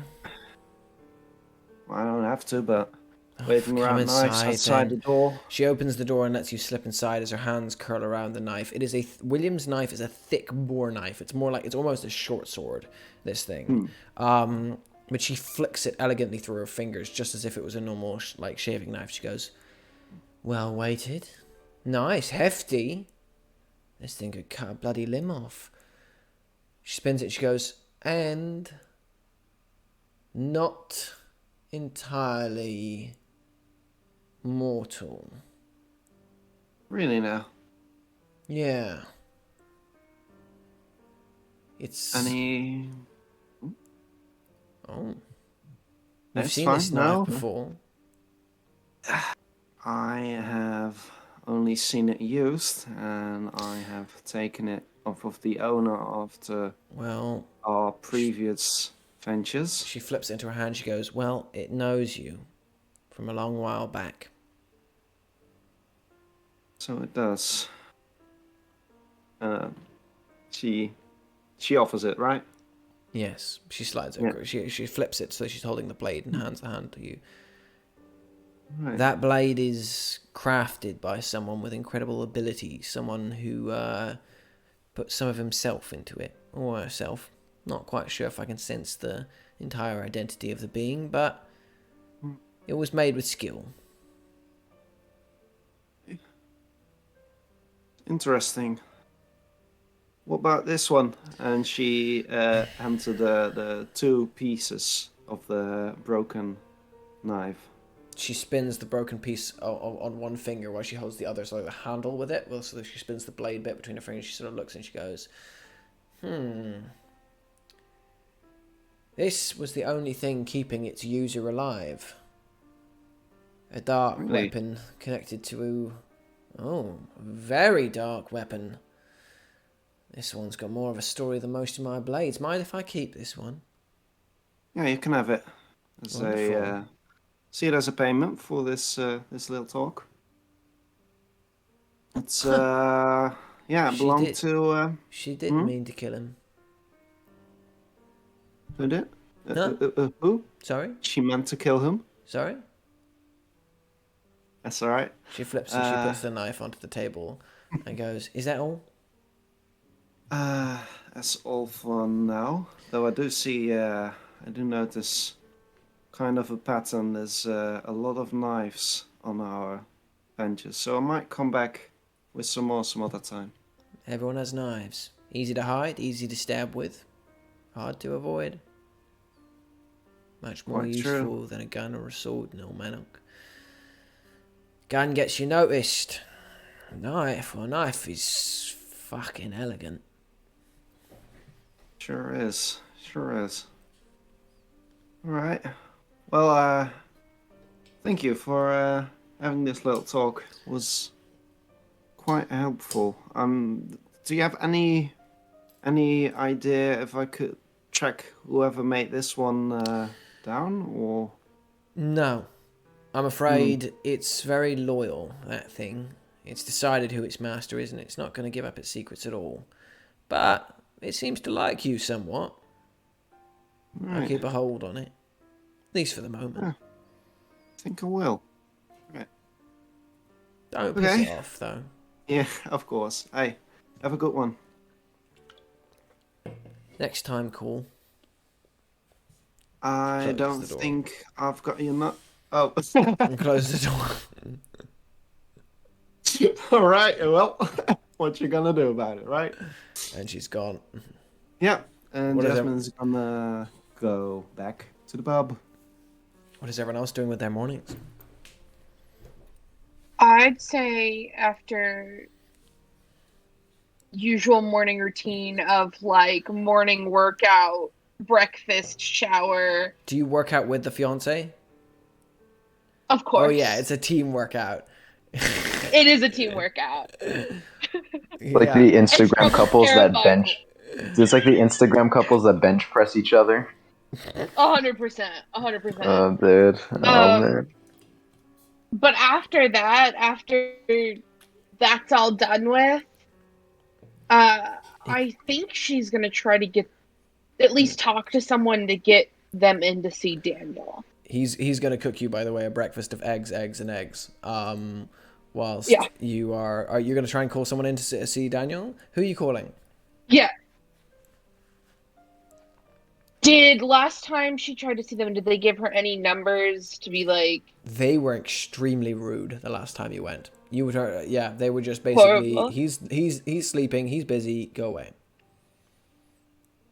The least she can do is, without saying she's trying to see Daniel, she's going to try to figure out the visiting hours Okay. for Give me wherever investigation. they're holding him. Give me investigation. I will. Online. Any investigative stuff for online? I don't think I have any of that. Okay, roll with 0. And you get to ask me one question. Nope. You search online, you struggle to search, and the you literally find nothing. It's quite disheartening, actually. As it's nothing. Interesting. I think next step would be her going there and trying to see. Okay. All right.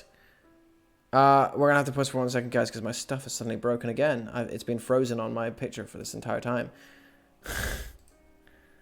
I hate technology. One day I'll fix it. I might just in the future just have to do it so it's no video on me and just do like a picture, because that might be safer. Oh. It might be safer. Possibly. It seems like it. Possibly. Thank God it's not a terrible image of me, though. It's just a bad one. Could have been worse, yeah. Yeah. Could have been worse. Absolutely.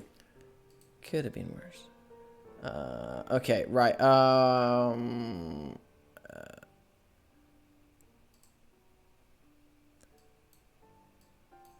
Okay, right. So, as we were at that point, you're just gonna head straight down there?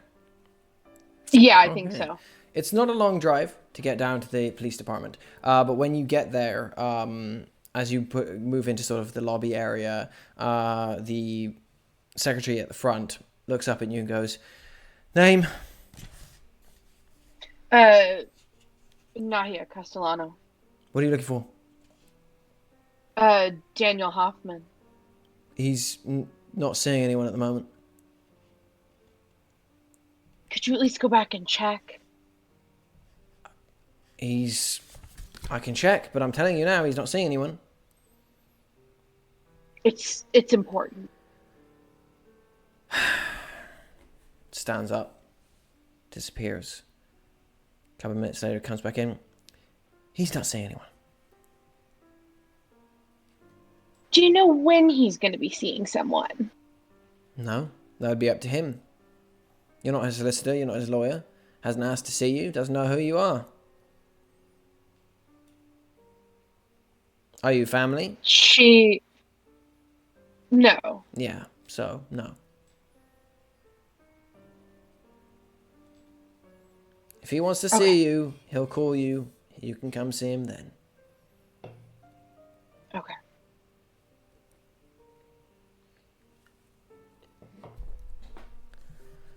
And she's gonna later on try to devise a plan. Okay. Is anyone else doing anything with their morning?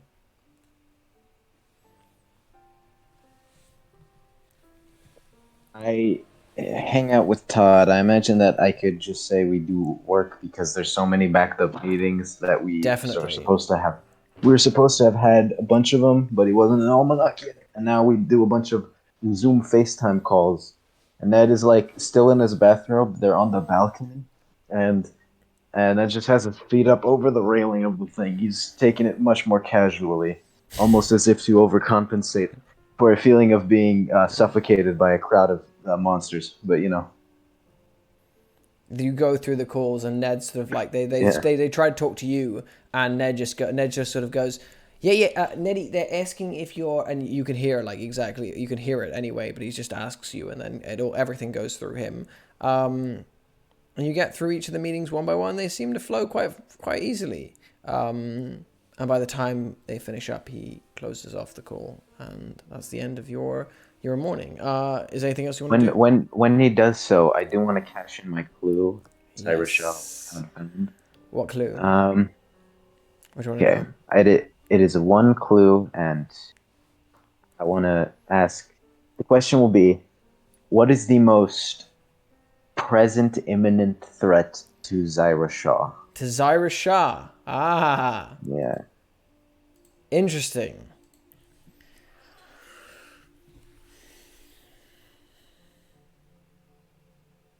This is a really hard one. Because there's so many. Not because there's so many. It doesn't need to be on her life, just in general.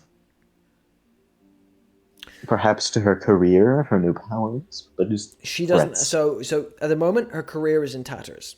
Oh well, yeah. She's from what you can tell, even when she met you, she was like a low quality reporter, and now she hasn't turned up for work for a good while.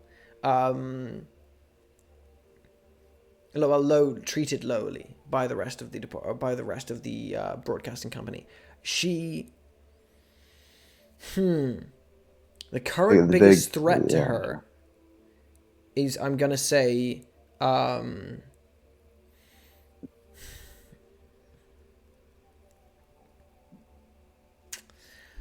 gonna say the current biggest threat to her is that she doesn't quite know what is going on with herself, what these new abilities are, and she is in a position where at this point either you find a safe place as a mistling, or you figure out what you're going on with you, or you get eaten, as it so happens.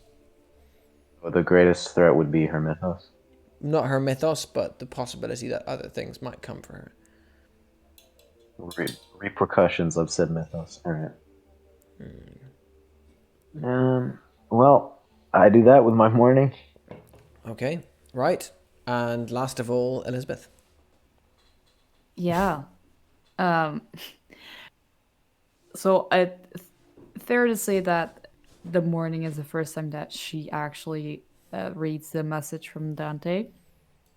And so while she's like getting ready to go to uni and also gathering the paintings that she made throughout the week because it's Friday, and she knows last time that things like with the group tend to go a bit wobbly when it comes to scheduling, so she's planning to take like all of the paintings in her car and then just go there to the graveyard from like uni. So while she's like doing all of that, she's gonna check if anything is missing. Anything is missing from the house? Okay, I'm not going to make a check for this. I'm just going to say you check all over the house. Rigorously. You know everything that's in your house. Only thing that's different is that your wife has put up, that Alison has put up, the painting you made in the bathroom. That's it. Wonderful. Then she just gets ready and heads to uni, and she doesn't bother to answer like the message because she's gonna probably see Dante at the university. Okay. You head to uni. Your day as well with Dante is going to be relatively, the rest of the day is going to pass relatively quickly. You will see Dante from here now and then, if you're seeing, well, actually no, you won't, because you'll be in your independent lecture halls. You'll see him at like lunch, and that's about it. As the days... Correction. I don't lunch in the faculty. So then you won't see him. Unless, Yeah. Right. So you do not see Dante at all as the day passes. As it comes to evening and each of you guys are finishing up the last few things, where are you all going? Oh, wait. Before the evening comes, I'll call Faith again. I'm sorry. You go. No, it's all right. You can definitely call Faith again. You call her. He wants to be sitting idle. you hear her the same. There's a long pause. It's like, "Hi, it's Faith and Dorian, and we can't get to the phone right now, so leave a message. Bye." Beep. It's Dante again. I still need you to call me. And if by any chance this isn't getting to Faith... What is it? Wait, is it her voice? It's her voice now. Faith? Yes, yeah, it's me. I need a favor. You need to stop calling this number. This is the last time I call. You've said that before. No, I haven't said that before. I haven't called this all that often. Look.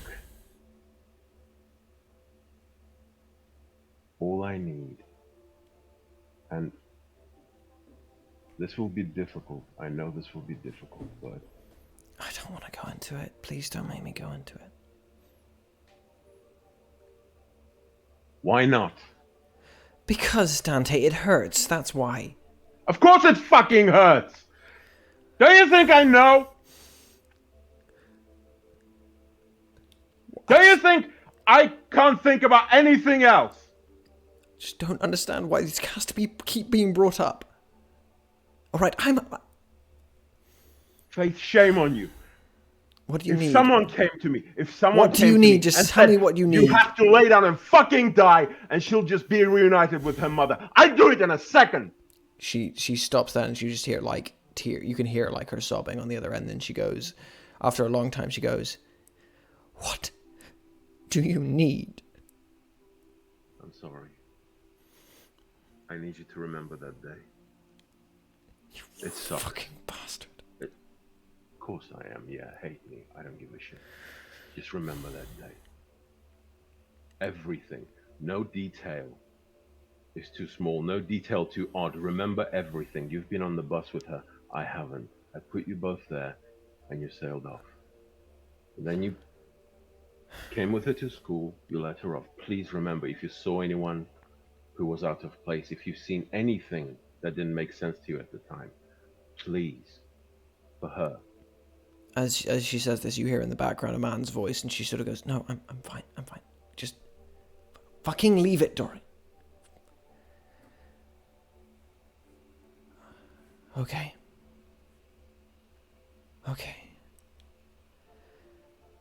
I'll try to remember. The next 20 or minutes or so, she tells you everything she can. Mm-hmm.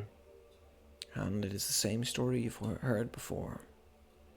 I need you to give me an investigation on the story that she's telling you. All right. So doesn't miss a detail, definitely. Yeah. Can I analyze what she's telling and juxtapose it with things I know from this world that we now inhabit? Yes. Like in some way. Yeah. So logical analysis. Fuck. This is gonna suck, but I think this is a can never let go kind of works against me. I think I have to mark my weakness. Can never let go. I think you have to, yeah.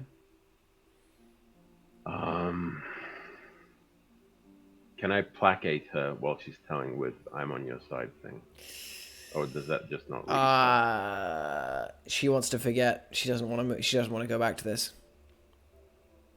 You get the feeling that whoever this Dorian guy is has done a lot of talking to her about forgetting, moving on, and now you see why we're not together anymore. But yeah, he's okay. So that works against me. Okay. Yeah. All right, then power of one. Let's investigate. Commanding presence, I don't know if it works on distance. I don't want to say it. Over the phone, I would say the way you handled that, yeah, I would allow that. The way you handled that, yeah. Okay. Cheers. Please, for the love of God, what is this? She starts to tell you, and she tells you the story as best she can, and there's something about the way she's telling it you can tell that someone's in the room with her who doesn't want her to tell the story fully. And she keeps stopping. And then, about halfway through the story, she's told you a bunch of details. She's missed bits and pieces out. It's disconnected. It's all over the place. Suddenly, she sort of goes, I'm sorry, and the phone's gone. She goes, hi, this is Dorian. I don't know if you've met me before, but I'm Faith's new, let's call it what it is, Faith's new paramour. Is this, Dante? Hello, Dorian. Hi, Dante. Now, I understand that you and Faith have a bit of a history, and I'm not getting in the way of that. Well, I understand. Trust me, I've dealt with a few things like this myself. I'm a lawyer, but I feel like you're causing her a little bit of stress right now, and that's kind of the last thing she needs. You understand? Dorian, ask my wife what happened. I'm sorry. My ex-wife. Ask her what happens when I make someone my business. Dorian, the lawyer. Now, listen here. I'm not going to be bullied on the end of this here telephone here. I have the full backing of the authorities on my side, and frankly, you're not a part of Faith's life anymore. So I don't quite see. Nor do I want to be. Now, Dante, your tone is quite aggressive, and I'm not comfortable with that. So I'm going to be hanging up the phone. Well, you're going to have to now. deal with it on your own. I'm going to hang up the phone quite soon now. Please do. Goodbye, and I hope you have a lovely day. Goodbye, bye, goodbye.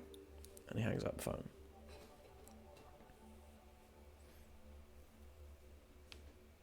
Yeah, cool. He just told me more than he had to.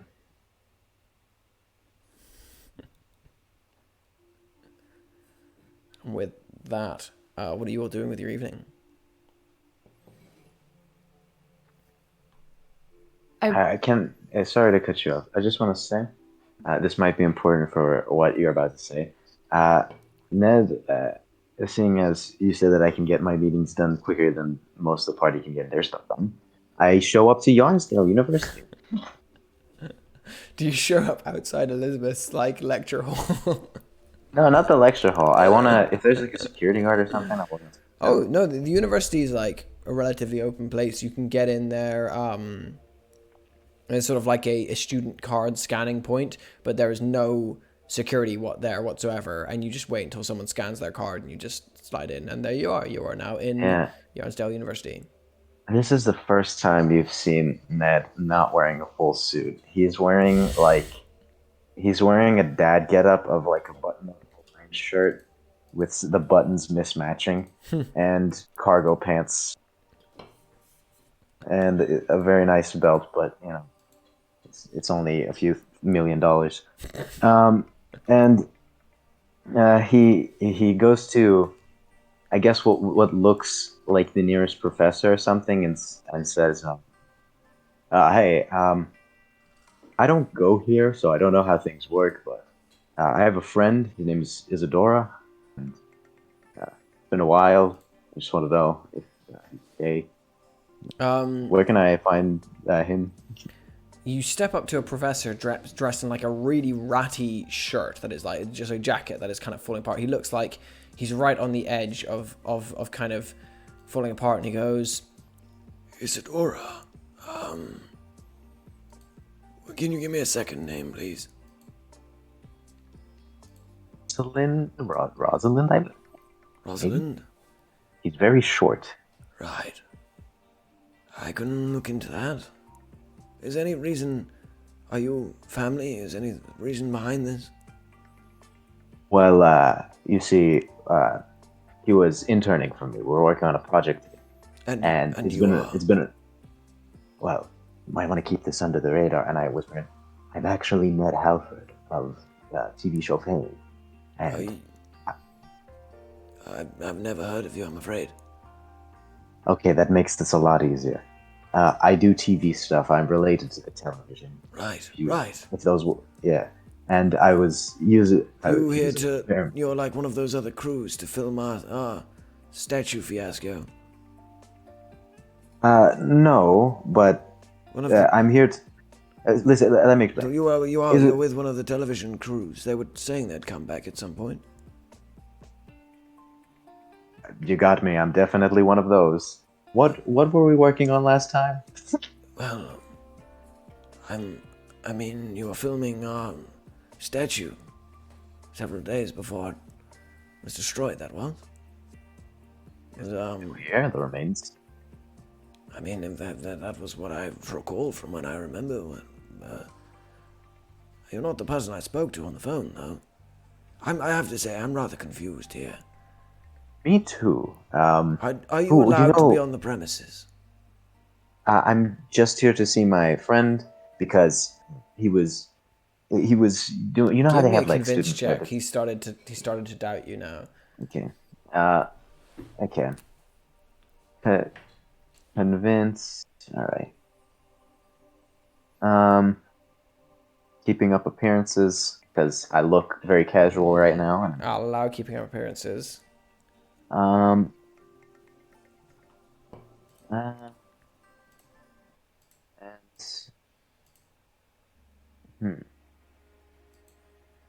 That's it. Please. Okay, thank you. There you go. That is a great success with 11. Right. He's going to change his agenda to go with yours for the time being. So he's going to go. The story I've spun is I just Isadora was interning at my TV place, and he hasn't shown up to work in a few days. Yeah. Right. Well, I can have a look into that for you for the time being. Pardon me. And he moves to the secretary and starts talking to her. And after a couple of minutes, they bring up Isadora's student file. Says still enrolled. Lists a various number of classes. Do they give the file to me? He sort of reads it out to you and names the classes that he's in. All right. Does it say he's attending class? Yeah. He's in school today. See him? Can I see him now, or whenever there's a break or something? You can try to see him now. I have to apologize. I'm rather busy at the moment. I have to go. I will leave you to it. Professor Stephen Niles, by the way. Pleasure to meet you. And he holds out his hand to you. I shake his hand. Ned Halford. Extraordinaire in everything. And, yeah. Still don't know what that means. He's going to continue on. Okay. As he does. Did the secretary recognize me or no? You get a twinkle of... this is a house of learning, but... Okay, yeah.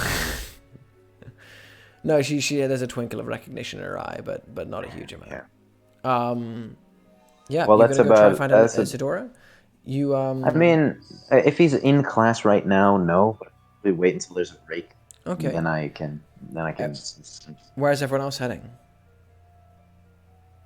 What time is it? It's now at the end of the day, so it's like 5 o'clock. I think it was Art College. Okay. Well, Elizabeth's place, yeah. Okay. Elizabeth, your class is filing out. As Dante, you start to arrive. Is everyone else heading over to the art college, by the way? Okay, so Nahia is? Yeah. Jessica. I'm joking, Jasmine. Where are you going? Does Nahia pull up in the taxi? I mean, Jasmine kind of had understood that just Dante and Elizabeth would be going to the art college, so she's going to spend a night tending the bar. Nice. And she's today she's gonna have a little talk with Jamie, see if he's doing all right. Okay, all right. Well, first of all, Jamie doesn't turn up to work. All right. Yep. Interesting. I don't think... Yeah, Jasmine didn't ask for Rosa to come to work today, so she's going to send a a message to Jamie asking if everything's all right. You send the message. Dot dot dot dot dot dot. I'm really sorry. Dot dot dot dot dot dot. This is gonna sound crazy. Dot dot dot dot dot. I couldn't find the place.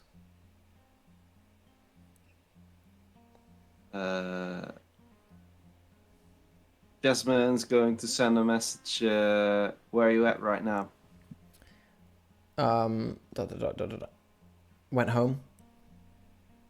Well, Couldn't. she doesn't know where. Wandered around Old Harbor for a while. Couldn't find it. Listen. Need to talk to you. I've been offered a part-time job with that place I was talking about. Now, you've done good by me. But I think I'm going to take it.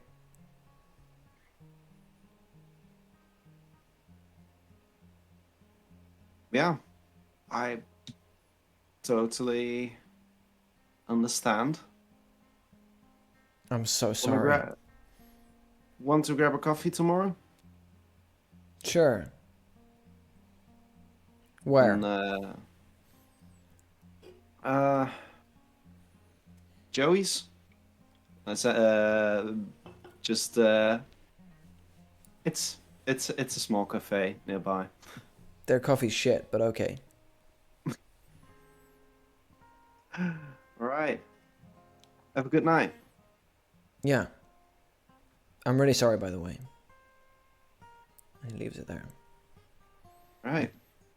And yeah, Jasmine's gonna just tend the bar tonight. She's got the what do you call that? Offering a job on a piece of paper. What do you call that? There's an English word for that. I can't think of it. Like a help wanted sign? Just a help wanted Yes, sign, yeah. yeah, like a help wanted It's kind of what sign. it is. It's a help wanted sign. She's got one. She's got one on the window facing the outside, and she's got several, just several hanging throughout the pub. Okay. And one replacing a window. One replacing a window pane that Gillian broke. Okay, Still a piece of carpet. So Elizabeth, Nahia, and Dante, you guys all meet in the art college side of places. Would we arrive at the same time? So the campus is very large. It is quite hard to navigate. It's kind of like a maze in there a bit. I would say with the art college, you kind of have to leave the main building and move across to this like a separate building just a bit further away from the other buildings. I'm gonna say Nahia's got a car. No, you're in the building. Dante, you're gonna arrive first. Yep. Yeah. Yeah, I think it's fitting that Dante would like arrive when the students all leave. Yeah. And Elizabeth is like standing still. Like if Dante enters the room, she's still standing in like one of the more corners, looking at one of the canvases that's like put out for students.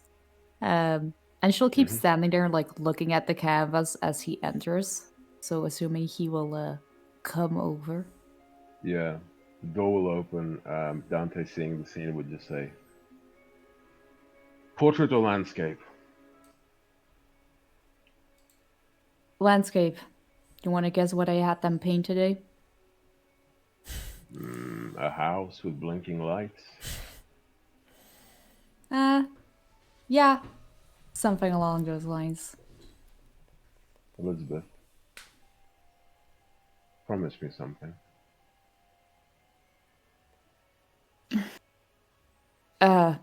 She sort of snaps out of it and like moves away from the painting. She's like, depends on what you're asking. At some point, I might get really, really desperate. And I might ask your help, the way you did with Jasmine, in finding her. If I ever do that, tell me no. If I ever come to you, beg you, cajole you, threaten, intimidate, whatever, Win that argument however you can. Don't let me let that thing that you got anywhere near her. Can you promise me that?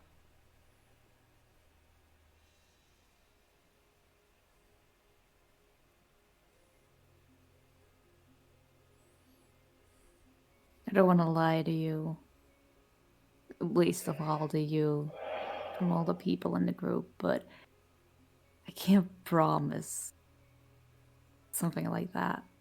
I'm sorry.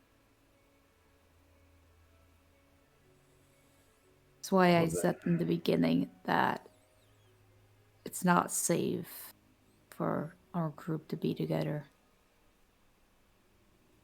you think what you have is volatile. I don't trust whatever it is that has been following me. Good. I don't either. I think yesterday I wanted to be angry with you because I told you that I needed proof of life. And then I saw what you did with Jasmine, but afterwards, after I saw the building, I understood. I understood why you didn't want. And that's why I relented. But all right, you can't promise it. It's fine. I understand. Sorry. Sometimes I put too much pressure on people. It's not really any pressure. It's just that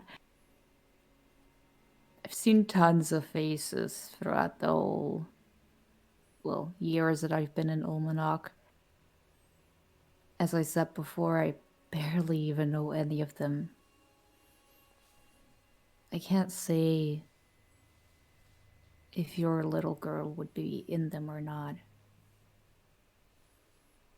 What do you mean? Just saying that it doesn't matter who you're asking about, doesn't matter if you're asking me to not accept your pleas when the time comes. From the moment we met, there wasn't any way that you could ask me something like that. It doesn't work like that. It's not something I can control. Okay. All right. All right. I hope you do find a way, though.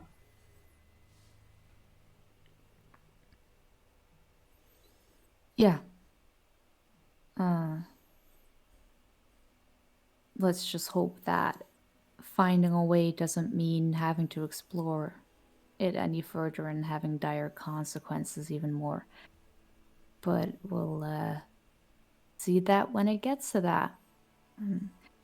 All we can do, really. Tristan was at the house, by the way, yesterday. Oh. What did he seem like?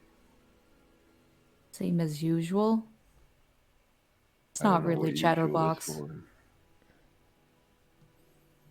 Well, being shadowy and just standing there. It's not really much he does. I invited him to talk, but I don't know if he'll take me up on that offer. Give it time. Maybe, I don't know. We'll come up with something. It's like you said, you find a problem, you come to it, and then you have to start searching for solutions, don't you?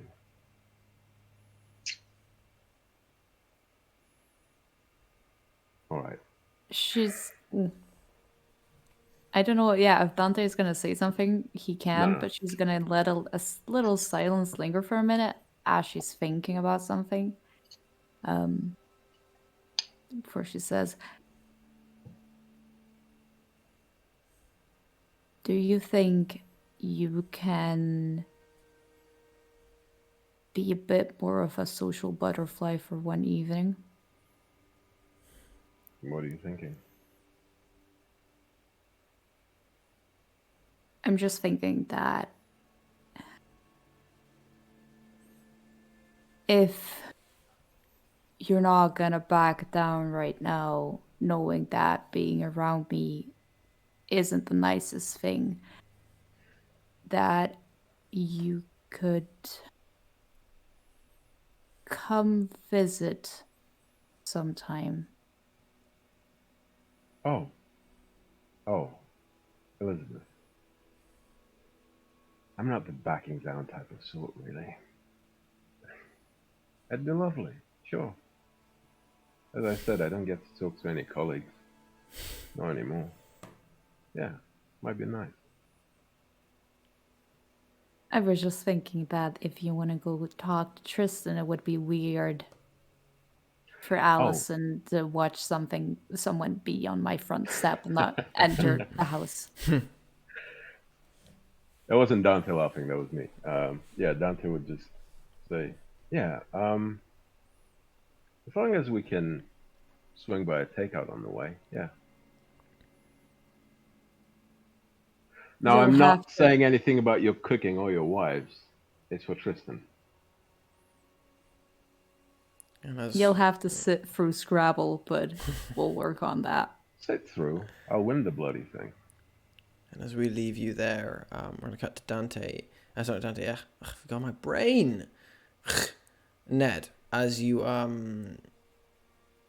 waiting sort of in the lobbyish area outside several of the lecture halls, as one of them opens and you can hear sort of laughter and communicate as sort of like general just conversation as a whole group of people come out. They're all laughing at something and nudging a guy in the center who is in the middle of them, and one of them's just sort of like, I have no idea what you're on about, Isadora, but you fucking get me. And you see Isadora's in the middle of them, a bright smile on his face, and he's sort of smiling at all of them. His eyes sort of dwell over you, and they slip right off you like he's never known you. Still kind of relieved to see that he's, still alive. And where are they headed? They're Would just I walking. know? It looks like they're walking down the hallway to another lecture. I, you know what? I'll do it. I'll stop you by saying, hey, fellows, could I speak to Isadora for a moment? Sorry, important business. Yeah. They all sort of break, and it sort of turns to you, and a number of them sort of like slap him on the shoulder, say goodbye, and they move on. He goes, yes? What can I do for you? Well, you could tell me how you've been. It's been a while. Do I know you?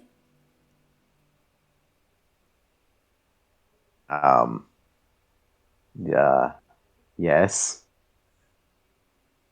Okay. I'm Are you Isadora. okay? Nice to meet you. He puts his hand out. Yeah, I know.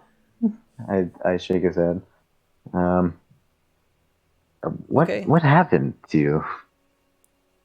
I went to class. No, but like before that. Hold on. Let me try. He sort of just and looks confused.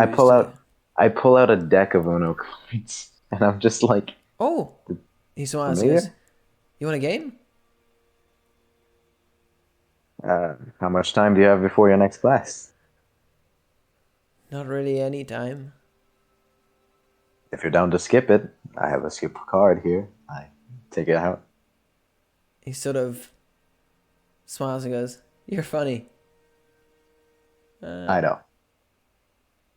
I'm down for a game. And he sort of goes like, I think I'll stay with my friends. But it was nice to meet you. And he smiles and then starts to walk away.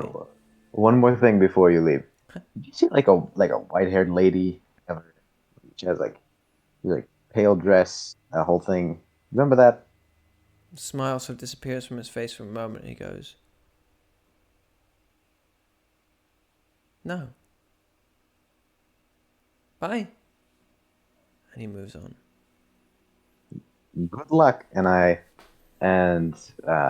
Can we just say that in the slip in the midst of the conversation, he has now you slip it into his pocket. An Uno wild card. You slip it into his pocket. I'm going to say, as he makes his way down away from you.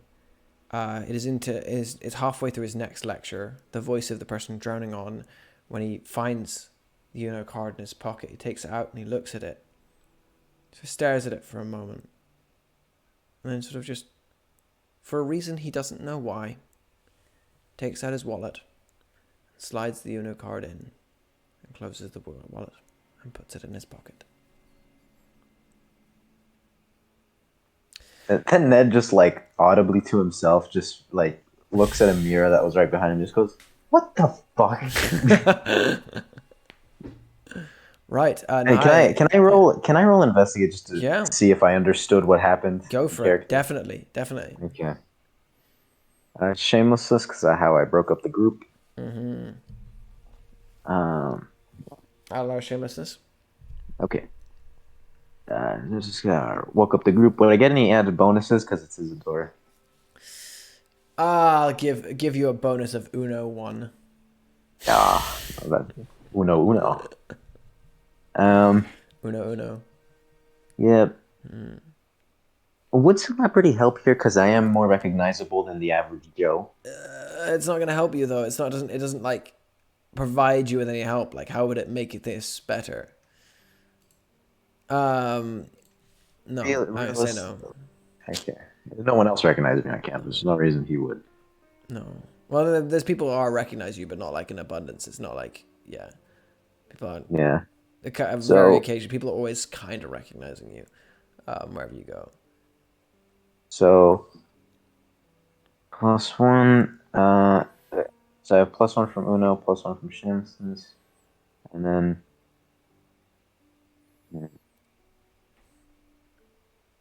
Oof, I'm thinking.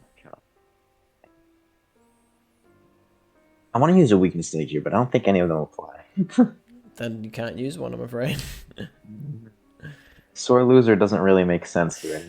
Lose anything. You're not losing anything, really. Okay. Investigate. Oh, there you go. That's a great success. Give me 2 questions. What do you want to know? Well, number 1. Does this have to do with the white hair? You can tell, so from looking at him and from the way he stopped when he mentioned the white lady, and there was a flash of recognition and there was a pulse in you at the same time, this feels instantly connected to the white lady. Yeah. Number 2, is he still a rift? No.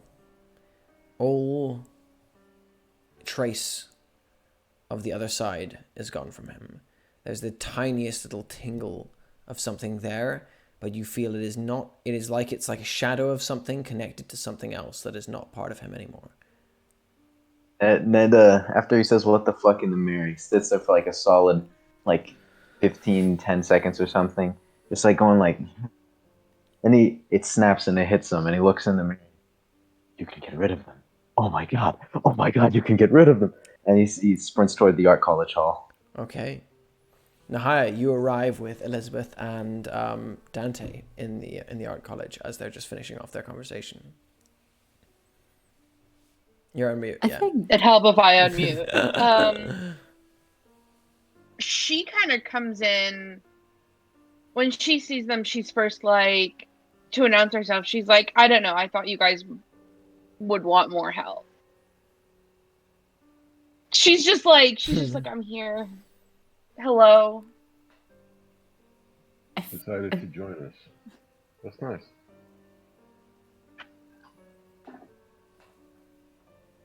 Unexpected, but all right. I guess it all depends on how we go about getting answers.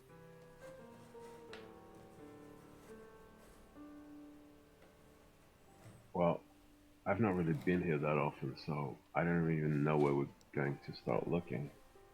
What do you show us? Elizabeth is gonna look up to the ceiling, which is like pretty high up, and she's gonna say, I don't think trying to get in there should be our first step. All right. Wait. How did they get in? What time? Do we know what time? When was the damage first noticed?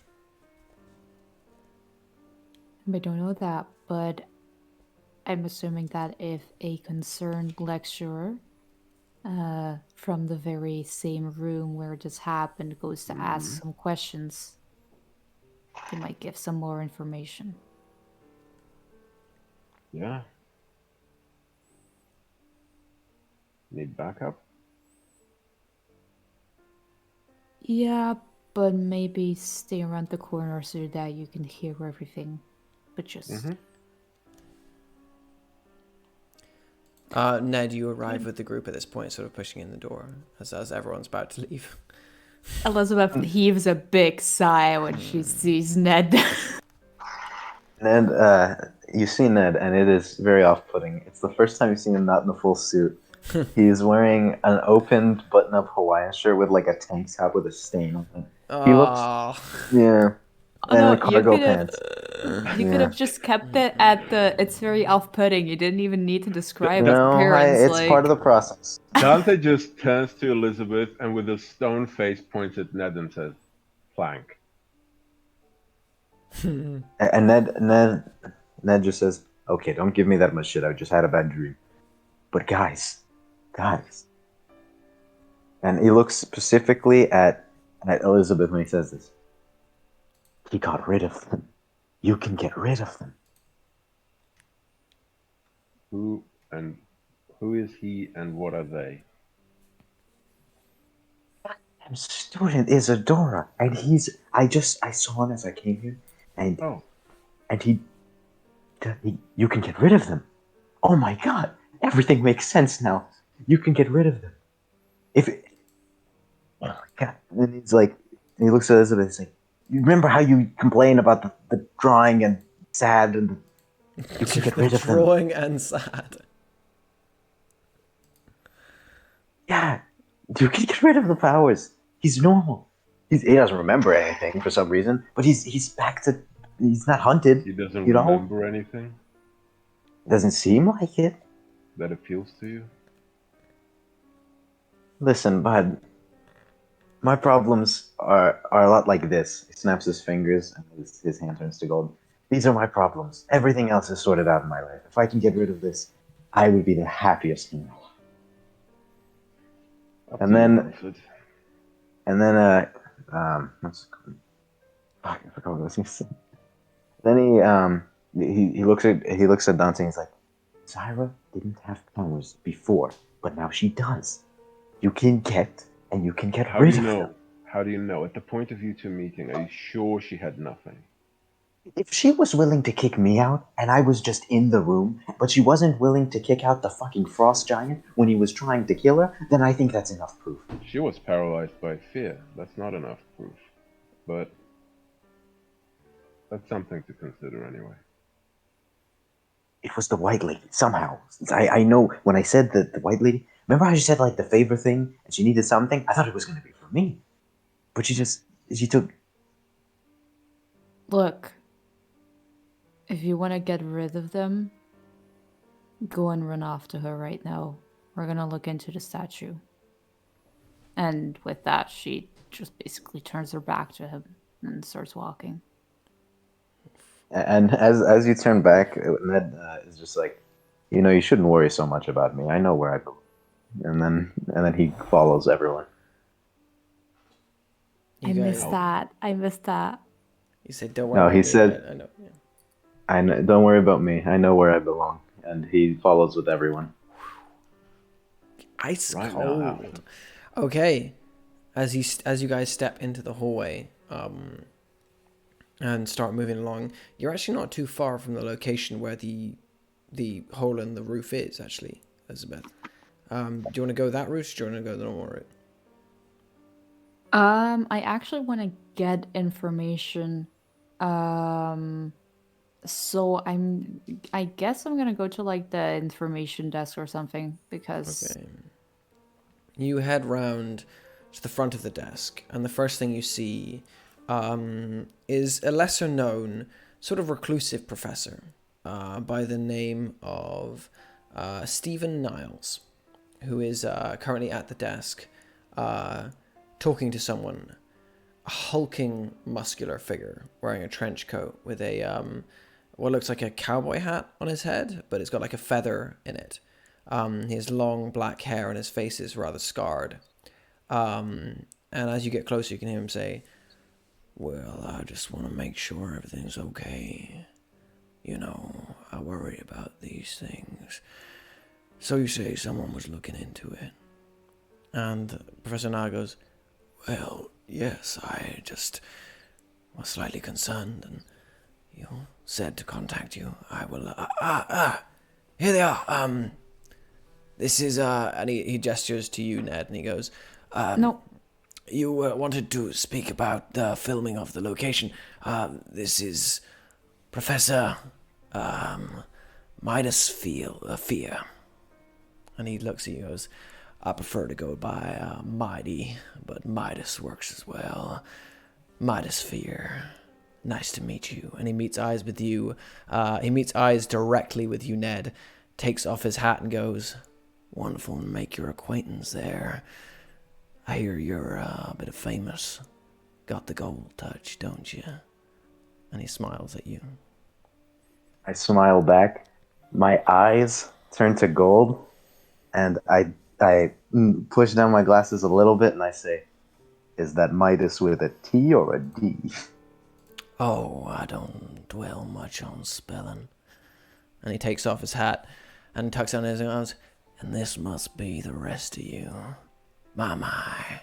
And as he does, he pulls out from his pocket a red ribbon that he begins to run through his fingers very casually. He goes, "This is a wonderful reacquaintance. Now tell me, where's Joseph's daughter?" We're going to cut to the King's Oath pub, where you watch as a man you have seen before, Jasmine, is stepping into the pub. He takes off his flat cap, and he's not even hiding it anymore, the silver rose and the silver twisted thorns, as he moves over and sits down beside you and puts the flat cap down. And he goes, "Oh, sorry, where are my manners? Lads." One after the other, they come in, man after man. Some of them are abnormal, some of them huge, different forms. At least 30 of them fill the room, all of them armed with different weapons, all of them dressed in the trench coats and flat caps with the silver rose on their arms. As they step in, they fill the entire space of the room, and he looks at you and goes, "Now this is a show of force. I don't know if you've had one of these before. They're quite basic. Simply put, this is everything I can bring to bear. Well, actually, no. Is Kevin in? No, Kevin's out. Right, this is most of what I can bring to bear. I'm going to put this simply. You don't hurt anyone anymore. You don't get in my way anymore. You don't cause any disruption anymore. And we make this the new Wicker Hound. How's that sound to you?"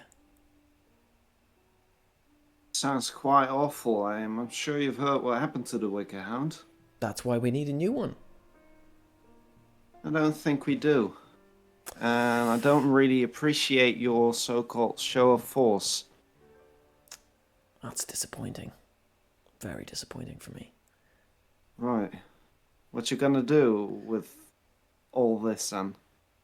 Well, nothing for the moment. This was mainly to persuade you not to do what you do. See, I saw you.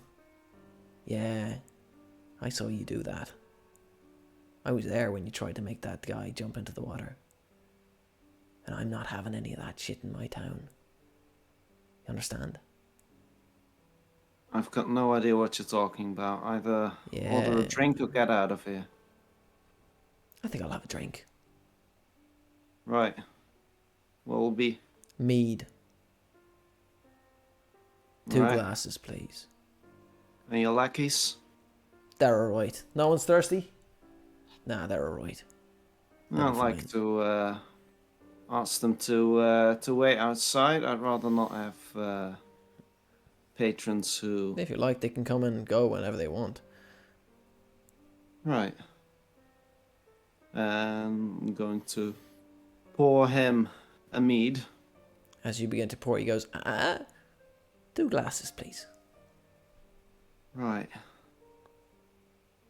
Gonna do 2 glasses. As you pour out the second glass, the camera's going to slowly move upwards and just focus on that ribbon running through Fear's hands as he greets all of you. And on that's where we're going to end things tonight.